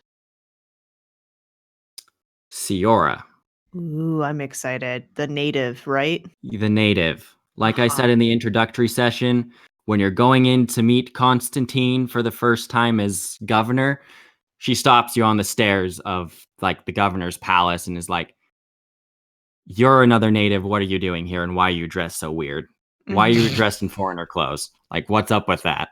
And you're like, "Well, wait, what?" And she's like, "That mark. You're an Omanawi, right?" And you're like, "What the heck is going on here? I didn't even know this mark was a thing. I thought it was a birthmark." Mhm. So she's the turning point in the story in a lot of ways. Yes, for the natives especially. Gotcha. She's the Okay. first native you meet through the entire game. Wait, I thought Siora was a female. Yeah, she's a She's a female. She's the one that right I said in the introduction. That's the first person you meet on the steps. She's the one that's like, "You're a next native. to. What the Okay. heck's going Yeah, on?" gotcha. Okay. So Siora is. I'll read her card. One of the daughters of Bladnid, Bladnid. Mm-hmm. Bladnid, the leader of Gase Raid, clan of the village of Verdos. She is also their Donagad. Only God, yeah. She's a proud young woman, very attached to her people and her mother. She's also curious and seems to want to learn as much as possible about the settlers. Her knowledge of native culture and her talent for magic could be very helpful. Your friend asks you to help her find her mother, who has disappeared on the battlefield. Alas, you only found out that the Alliance soldiers had brought back her body to their outpost. Nevertheless, you managed to bring her remains back to her village. Alas, on your return, you discover that Theleme missionaries had, or what is it, Taleme. Teleme, the Lames Yes. missionaries had Ptolemies. settled. Yeah, yeah, I like the the Lames missionaries had settled preventing a traditional burial from taking place. You had to help Siora prove that the so-called agreements made by her mother with the Ptolemy There missionaries you go.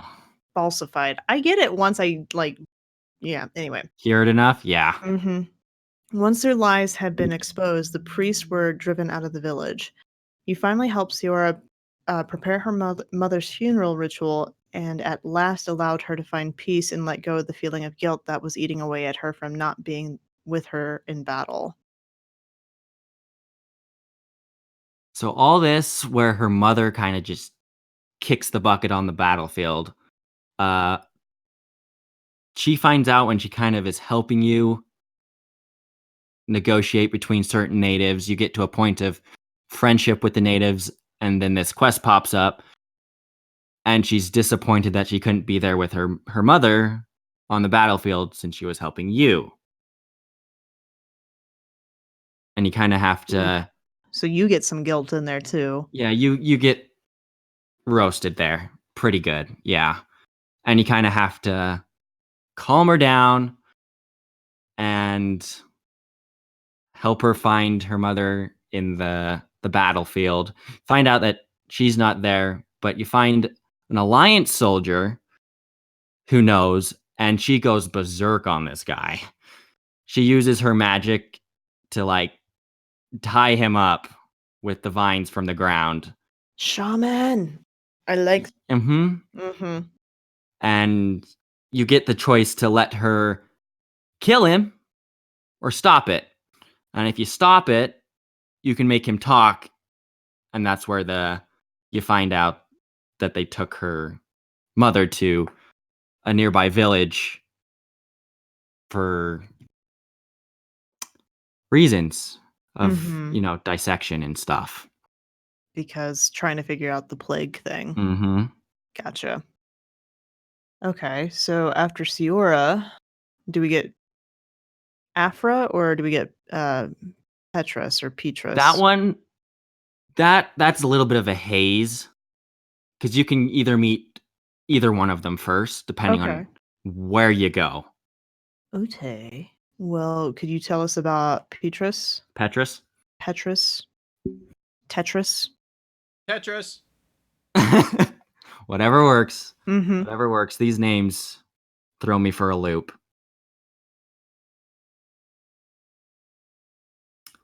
So Petrus is by far the oldest of these characters. By far. He's like, if I had to put a number on it, he's like 55. He's old. Yeah, I mean, I'm looking at the picture. He looks like he's at least in his late 40s. At least. He's old, which his age ties into his story. Okay. Quite a bit. So the card reads for Petrus: Bishop Petrus is part of the Order of the Missionaries, of which he is a brilliant representative. Skillful in politics and a fine diplomat, he knows how to be flexible about his religious ideas to better achieve his goals. For a few years, he was a diplomat at your uncle's court in Serene, where he knew you when you were only a child. He shows you good heartedness and paternal kindness, but does not hesitate to use his tremendous manipulative skills to help you achieve your goals. Like any important member of the Thélème clergy, he is also a seasoned user of light magic. Deciding to teach you the secrets of politics and to protect you and your cousin from being manipulated by the Cardinal Mother, Petrus is offered to help you discover her secrets.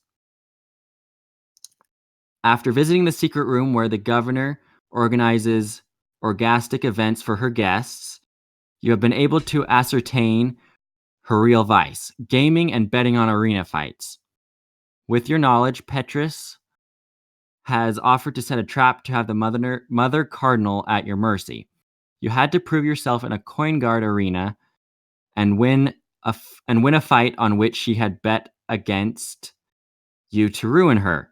Despite the governor undoubtedly showing her distrust towards you, she has nevertheless avenged Petrus's scheming by revealing to you that he knew your true mother and let her die. To make it up to you, Petrus has decided to help you find your real family. Nobility has provided you with historical records that allow you to go back to the village of Vignerami, Yeah, that's the best I Mhm. can. Yeah. Native village names are hard. Where your where your mother was the Donigad and to meet your aunt. This meeting and its revelations relieved Petrus of the weight of remorse he has carried for years. Bishop Petrus regards you as the son he never had. And that's the end of the card. Okay. So doing this quest has really deep implications to your native ties and to your the congregation of merchants, the ties you have with them. Just because he knew your true mother and let her die. Also, I should add that in the dialogue you have with him, you find out that he fell in love with your mother. Though That nothing really became of it, let's simplify it like that. I was like, that becomes a little complicated.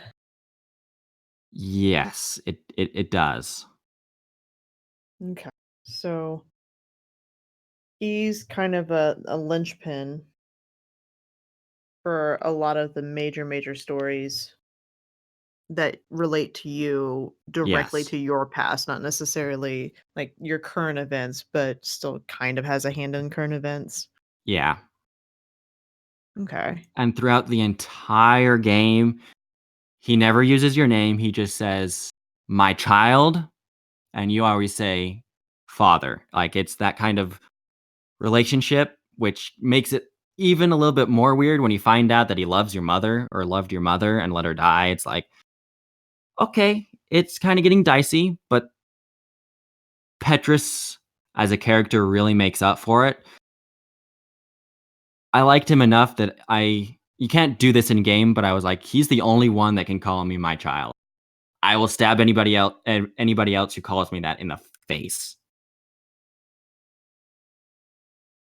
He's just a really good character. They really developed him really well. Cool. If I had to relate him to a different character, if anybody has read the Stormlight Archives by Brandon Sanderson. Yes. Yes. Sorry. I like that. I like that one a lot. Sorry. Oh, I love Julie's him. He's the only author that I read for the past 2 years. Like, I'm stuck on him. Julie's Anyways, finishing the 3rd book for the Stormlight Chronicles right now. that one's a good one. Yes. Anyways, Mhm. he's the Sidious of the Oh, card. Although Sadius. he's not the bad kind of He's manipulation, but he he's is not the one that very, you just wanna strangle all the time, but just very hands-on and everything going on. yes, he's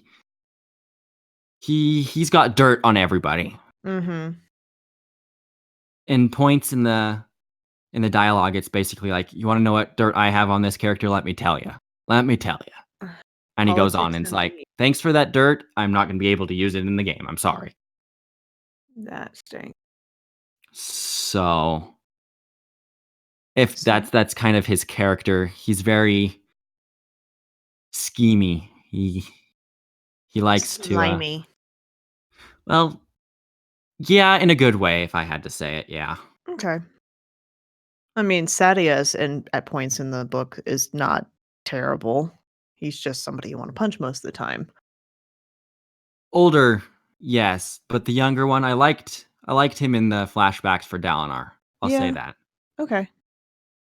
Fair. But Alright, so we have I knew he was gonna die, I just didn't think it was gonna who did it? happen. Mhm. It was gonna happen that soon. Because throughout the entire series, or well, not the entire series, he's still writing them, but between 1 and 2, you really wanna stab him. Yeah, he's not a good character. He's not a nice guy, but, back to Greedfall, we have one character left who is also very angry according to Blue, and I'm gonna make him reader. Yes, The do best it. the meme that I keep fighting with her is she'll point a gun at your face. Yes, that I will go into how you meet her after you read the it is a fascinating introduction to her character. So this is Afra, and it says a renowned naturalist who had joined Tirfadi to help identify the many plants specific to this island. She has the full trust of Governor Burhan, who sent her to accompany a small research expedition to find the ingredients of a cure for the Malachor. She is a young woman who is passionate about science and discovery, skilled in making all kinds of potions, and very experienced in handling firearms. Very experienced. Fascinated by the culture of the natives and convinced she could explain the famous metamorphosis of the natives, she asked you to accompany her to the stone circle of Kragababa, where she met a couple, or where you meet a couple of young natives. I don't even know what that word is. I didn't try. I don't try. Kreganah. What's that Pokemon? This chance meeting allowed Afra to impose your presence in a meditative meeting of their leader, Dunkus, in hope. Dunkus. That's a fun word to say. Dunkus. In hope of learning the secrets of the Donigata. Although you have learned a lot, the secret of the metamorphosis still escapes your friend. Afra was not ready to abandon her idea and dragged you into a cave of knowledge, a sacred place. Oh my. A sacred place where only the... I don't even remember. Volgandaga. Volgandaga. And the whatever. Oh my Donigata. The voles and the dones are supposed to... God, the voles and the dogs, okay? That's what I'm going with. Are supposed to enter to pass down their secrets. Although you still do not have a convincing rational explanation for the metamorphosis of the natives, you still had the chance to witness the ritual transformation of one of them. Surprisingly, instead of exciting the curiosity of your friend even further, this incredible display seemed to calm her and make her think about the way in which her nation studies natives and their culture. It is undeniable that Afra changed after this. There are so many opportunities to say phrasing in that description. Yep, but that's nice that she kind of calmed down. She rethinks their... because she's part of the technical group that basically wants to like figure out what's going on science-wise. I'm gonna go back to the meme. I'm gonna go back to the meme of she'll point a gun at your face but she calms down in the end. Like, I hope so, because apparently she's very experienced in handling firearms. Oh yeah. When she drags you into that cave of knowledge. Oh my goodness. Oh my gosh. Give us the M rating, and you're the one who is like enforcing. I didn't say any. What? I didn't say anything. Kragana. That's a stone circle, not the cave. Just so you're aware. That was where you were. That's where you imposed your presence on a meditative meeting. She's like, you know who this is, and you're like, this is who I have this. I got this. I got this answer. But back to when you meet her.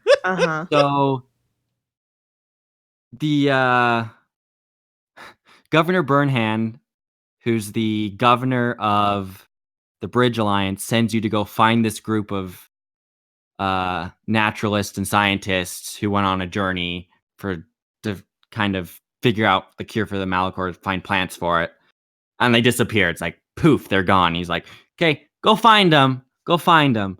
And you go find them, and you find that they're all dead, pretty much. They got massacred. They're except for Afra, who kind of stayed away from the group. She was the wallflower, the I kind of hate people person in this group.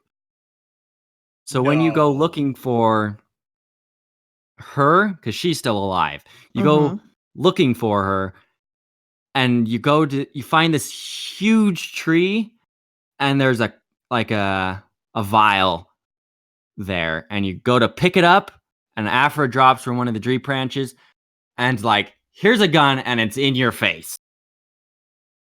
Like, who are you? or I'm going to blow your brains out. Simple as that. Ambush. And it was like the perfect scene for that character. And it's like, And this is oh yeah, this is the example of a time of when you do not tell a woman to calm down. Blues yes. dating tips 101. Here's an idea. Here's a clue. It's never the right time to say that. Especially when they have a firearm. Yeah, especially when they're very experienced in handling firearms. Yeah, nah. Oh man, that meme made me happy. She'll point a gun at your face. It's legit. It's in your face. Like she points it directly at your eye and she's like, you want to lose it? Tell me who you are. You will. Dang. Okay, so we have the supporting cast essentially here. They all have kind of their basic stories in which they interact with you, but they all have their own types of endings too. They Which all is have their certain types of endings yeah, based on the good or bad choice you make at the end. I like it. I like how there's consequences. Yep. And there's some big ones too.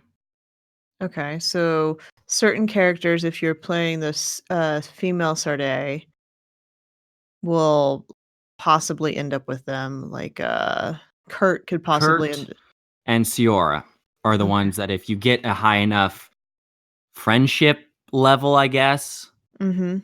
you have to go. I don't know if it's either a requirement for friendship points, I guess you call them, Mm-hmm. or you have to take a certain amount of dialogue steps. It's one of the two. And I'm leaning towards the second one. You have to do it in a right manner, which makes me angry. It should just be you get this many friendship points and the options available. But that's not how they programmed it. Mm-hmm.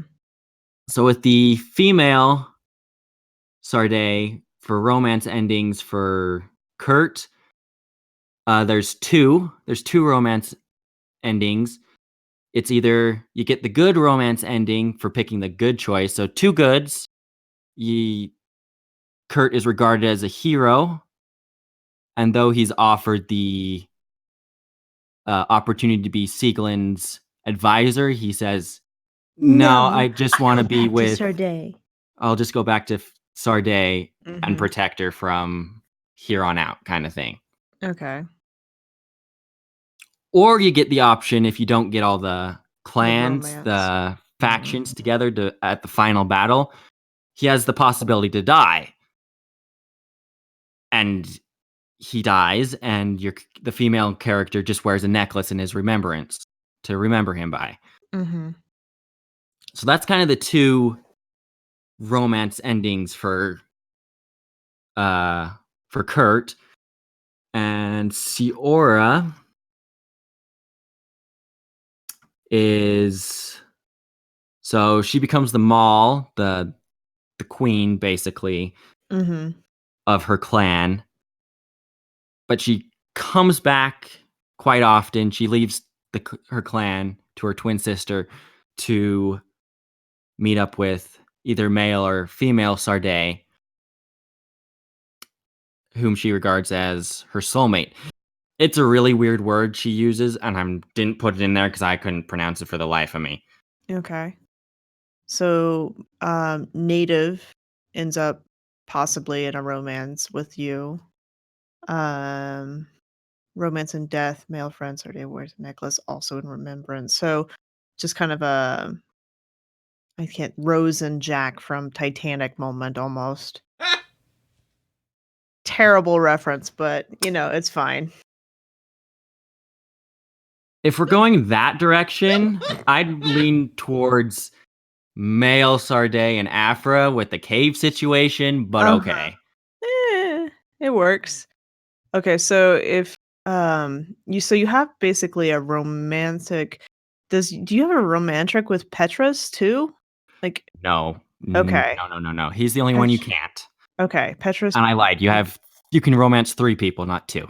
Okay, because Petrus has a friendship option as well as betrayal option. And Yes. all of these characters have a betrayal option as well as friendship option, it looks like. So Siora and Kurt kind of have two betrayal options because they can betray you and you can kind of betray them. Mhm. And we'll get to that in a moment. But the other person you can romance as a female Sardé or a female fish, if you want to go that direction, Mhm. is Vasco. And I'll say this is this is my top rated ending of all time, like for the Okay. romance option, because it shows some real character development. Yeah, Kurt does too, but I love Vasco's just because after the battle, if he survives, he refuses the appointment to commander of the fleet Okay. to So stay by the pirate side of Sardé, whether it's female or male Sardé. He just up and says, "No, I don't want it." Mhm. But Oh, from time to man. time, like it's a big deal for the knots, and he says, "I don't want it." If he dies, Sardé never recovers. Yep, it's That's yeah. intense. She or he are pretty much broken from that point on. Dang. That's the romance death option for Vasco and Afra. They're just depressing. They're just depressing. Interesting. Okay, so you said that's your favorite one. The betrayals, I'm sure, have all sorts of different effects, and I don't necessarily want to spoil all of them. That way, if people do plan to play this game, which actually sounds like a lot of fun, it kind of reminds me of a mixture between you have the aspects of Fable, where your decisions kind of have a consequence, or I guess there's some more modern games that have that as well. Witcher or Dragon Age, like Blue said earlier, as well as the um, fighting style of kind of an Assassin's Creed or Skyrim, but taking different paths and having the tree building of Skyrim or Elder Scrolls or like even Borderlands, although Borderlands is pretty tied up in one style or the other. But I'm curious, if you were to tell somebody who has never played this game what your favorite part of it was, what would you say? I would point them out to the Afra scene. I love that scene. It is by far one of my favorites. Just for the comedic aspect? The fact that Yeah. you have a gun in your face kinda thing, or are you talking about the cave scene? No, that there's nothing that happens in there, sadly. But the gun, it's surprising, funny, and very good for character development. The coup scene, the coup d'etat with Kurt is another good one. The fight you have the kind of the cutscene fight with Tornston is another good one. Another character that I didn't introduce and it is important but not a companion character is Mev. She's a good one. It's all around a very good game for the budget they had. Mhm. Sure, there's some hiccups with dialogue that drive you crazy after a certain amount of time. The click the charisma button of "Do you know who I am?" is annoying, as well as the dialogue options. Well, they're not options, but they when you go in battle with your companions, they shout the same line or two or three lines over and over and over again every time they're in battle, and that's annoying as well. Mhm. Okay.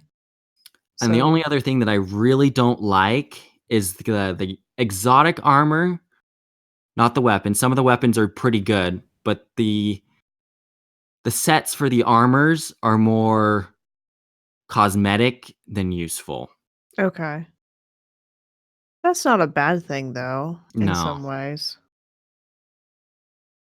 Interesting. But those are my top pros and kind of cons with it. It's a Mhm. really good story. I'll say that. I enjoyed the twists and turns. I'll also add, it's not really a pro or con, but you don't really have a main villain until the last maybe 5 hours of your playthrough. Well, that's probably because of the big reveal aspect of it. It's the big reveal, yeah, and you have to deal with finding a cure for the Malachor. That's kind of the I main, um, motivation for most of the game until certain developments happen and a certain somebody that, yeah, it makes me sad. Like, that choice for me at the end was hard. I will say that. Interesting. Okay. Well, Blue, what you think? I think that's an excellent place to kind of wrap up and do a quick round of shout outs one more time and call it a wrap. A really good wrap. A really good wrap, yeah. Like No. like a Again, I turkey mean, wrap with like not Brussels sprouts, but like bean sprouts and everything, a little bit of cheese. Bunch. yeah, sure, let's go with that. So I thought you were gonna go with the Turduncan example, but No. that's fine. Um, so real quick, Azrael, one more time for the advanced episode. Is there? I know you linked. What was it? I think it's just the Greedfall wiki, right? I used that mainly for the introduction and pulled Okay. everything out for the advanced session from the codex. Because it doesn't, Nice. the wiki doesn't go into depth. And that's a Gamepedia, right? Yeah, Yeah. it's the Gamepedia wiki. If you Yeah, want to go in depth, you kind of got to play the game. yeah. There's nothing like the resources we have for Destiny, nothing like that. Okay. Well, and that again, that kind of goes back to what you've said a couple times. Is like it's just they sadly didn't have the. It's not a They don't AAA have the title. budget. Yeah, Yeah. but that's like I've played plenty of games that make me think of this. Actually, the game that really makes me this really makes me think of is a old game called Two Human. Was a game. God, I love that game. But yeah. So do you have any shout outs for us for this episode, or for this second episode? Other than the ones that I had for the introductory session, I have one more to the developers of this game, actually. They actually did a very good job in introducing the story and just keeping it rolling. Like, I didn't think that it would be as good as it was. So, That's awesome. shout outs Yeah. to Spiders for making Greedfall. They did a really good job. Nice. I'm gonna kind of tag team off of that one a little bit and do a shout out, not necessarily to the Greedfall guys, although I'm sure they severely deserve it as well.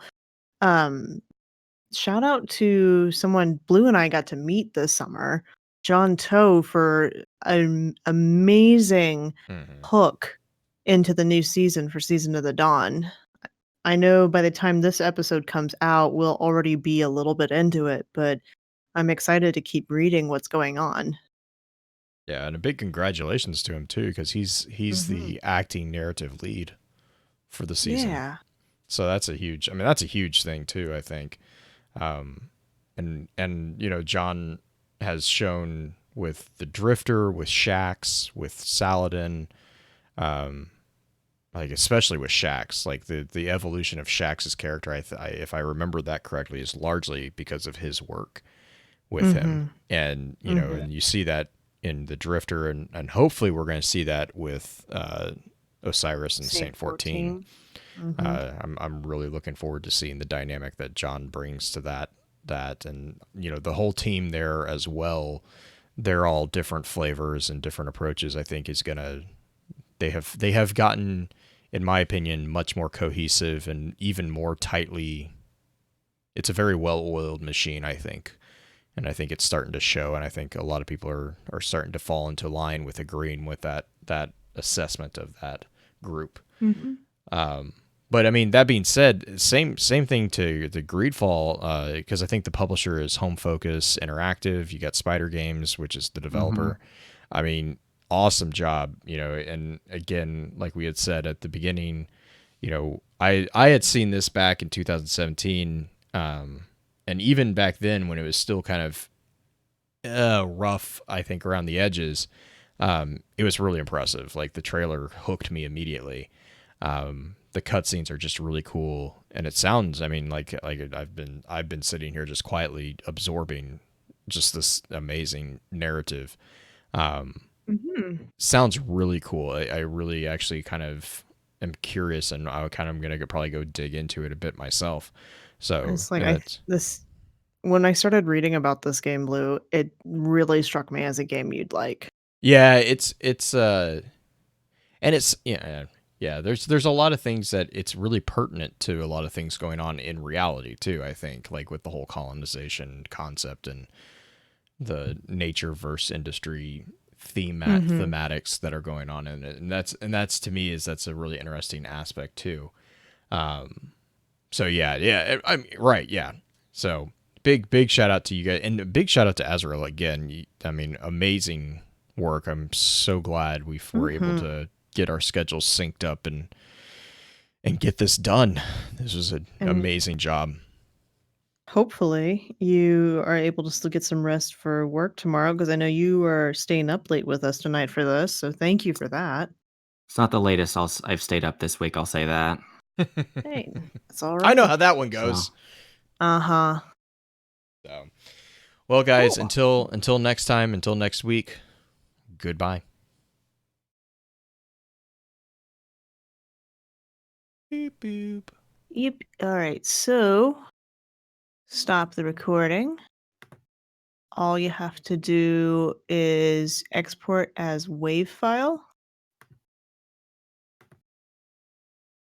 and create a file for that. If your computer's fairly decent, it shouldn't take too terribly long. If it's an older computer and you need to do like an MP3, you can totally do that instead.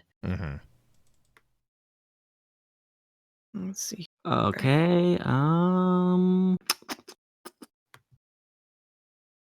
And then Blue's going to put a link, if he hasn't already, in our chat where to drop it. Yeah, I have not already, but I will do that right now. If I can find there it goes. It looks like it's going pretty smooth, but cool. I don't know. It generally takes like 15 seconds or so, at least for mine, 15 to 20 seconds. So it says it's about 6.5 minutes, which is not awful. Yeah, that's not that's bad. Fine. And it's one of those things where, again, if you want to just drop it in the folder, I won't get to it until tomorrow at the earliest, anyways. So drop that link in there. That's in the private chat. Yeah. Awesome. Just clicked on it. So the interesting thing I just want to mention about this game is the developers wanted this game to actually fill the void that BioWare kind of left. Oh, really? I can interesting. See that. I can see that. They kind of dipped in their last few games, and Greedfall is like, okay, well, we're going to go try and replace that. So that's just an interesting tidbit that I found really interesting. I mean, like BioWare, I'm trying to, like, was it BioShock and stuff like that? That's BioWare. I'm trying to remember what they did. BioWare did Dragon Age. Ah. Yeah, what else did they do? The reason I don't know is because I don't pay attention. I think they did Knights of the Old Republic too. Okay. That one was a good one. I like that. Both the online and the Dragon Age. They are a child, or were a child. They're still around, right? Dragon Age, Mass Effect, Anthem, yeah. And they did Anthem. Oh God, Anthem's still such a bust in my opinion. Well, and I remember they said something, I think it was like a week ago or so, that they overhauled it. Yeah, they're going through an overhaul. Old Republic, right? Yeah. which is actually one of the very few games of theirs that I did not mind. Knights of the Old Republic was fun, mostly because of the droids. Mm-hmm. Hey, meatbags. Love that droid.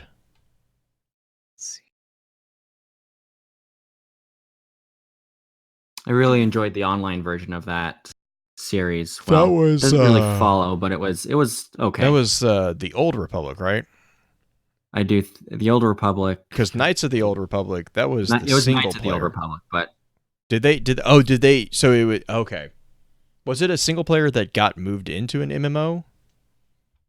I do think so. Okay.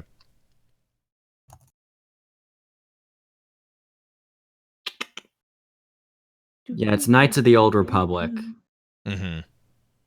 that was put on the online one in 03. So the Old Republic came out before that, I believe, if I got that in my head right. And then they put this one on in 03. I think that was the first really MMO game that I really played, and I was like, this is pretty good. I went full Sith on that. Nice. I was like, yep. If you want my opinion on the Force, the codes for the Jedi and the Sith, I like the Sith a lot better. The Jedi just, it drives me up a wall. It's meant to. It's meant to. Of course, if you start thinking about both of them too, it's like, God, you're both just so wrong. Mm-hmm. Okay. I have to work in the morning, and Saturdays are our busy days, so I am afraid I'm going to have to say goodbye early. Bye. So I will talk to you Bye. guys later. Oh my Bye, God, chat. Mylan's wearing See the you guys. pineapple shirt again. Of course he is. He loves that thing. It I think just his cracks me girlfriend up. should take it away from him. But Just that's take me. it away from him. Yes. I think he loses a dare or something to log. Who knows? Anyway, I'll catch you guys later. Thanks again, Azrael. You did a great job, hun. Thanks. Good night, was- stream, and yeah, be sure to give Azrael some love over on Twitter as well. We'll get that link up. Like I said, I haven't posted anything yet. That's just all right. because We'll still give people to tell you to. We'll still tell people to follow you. I don't know. If they listen to me, that's really even scarier. All right, stream. You guys have a great night.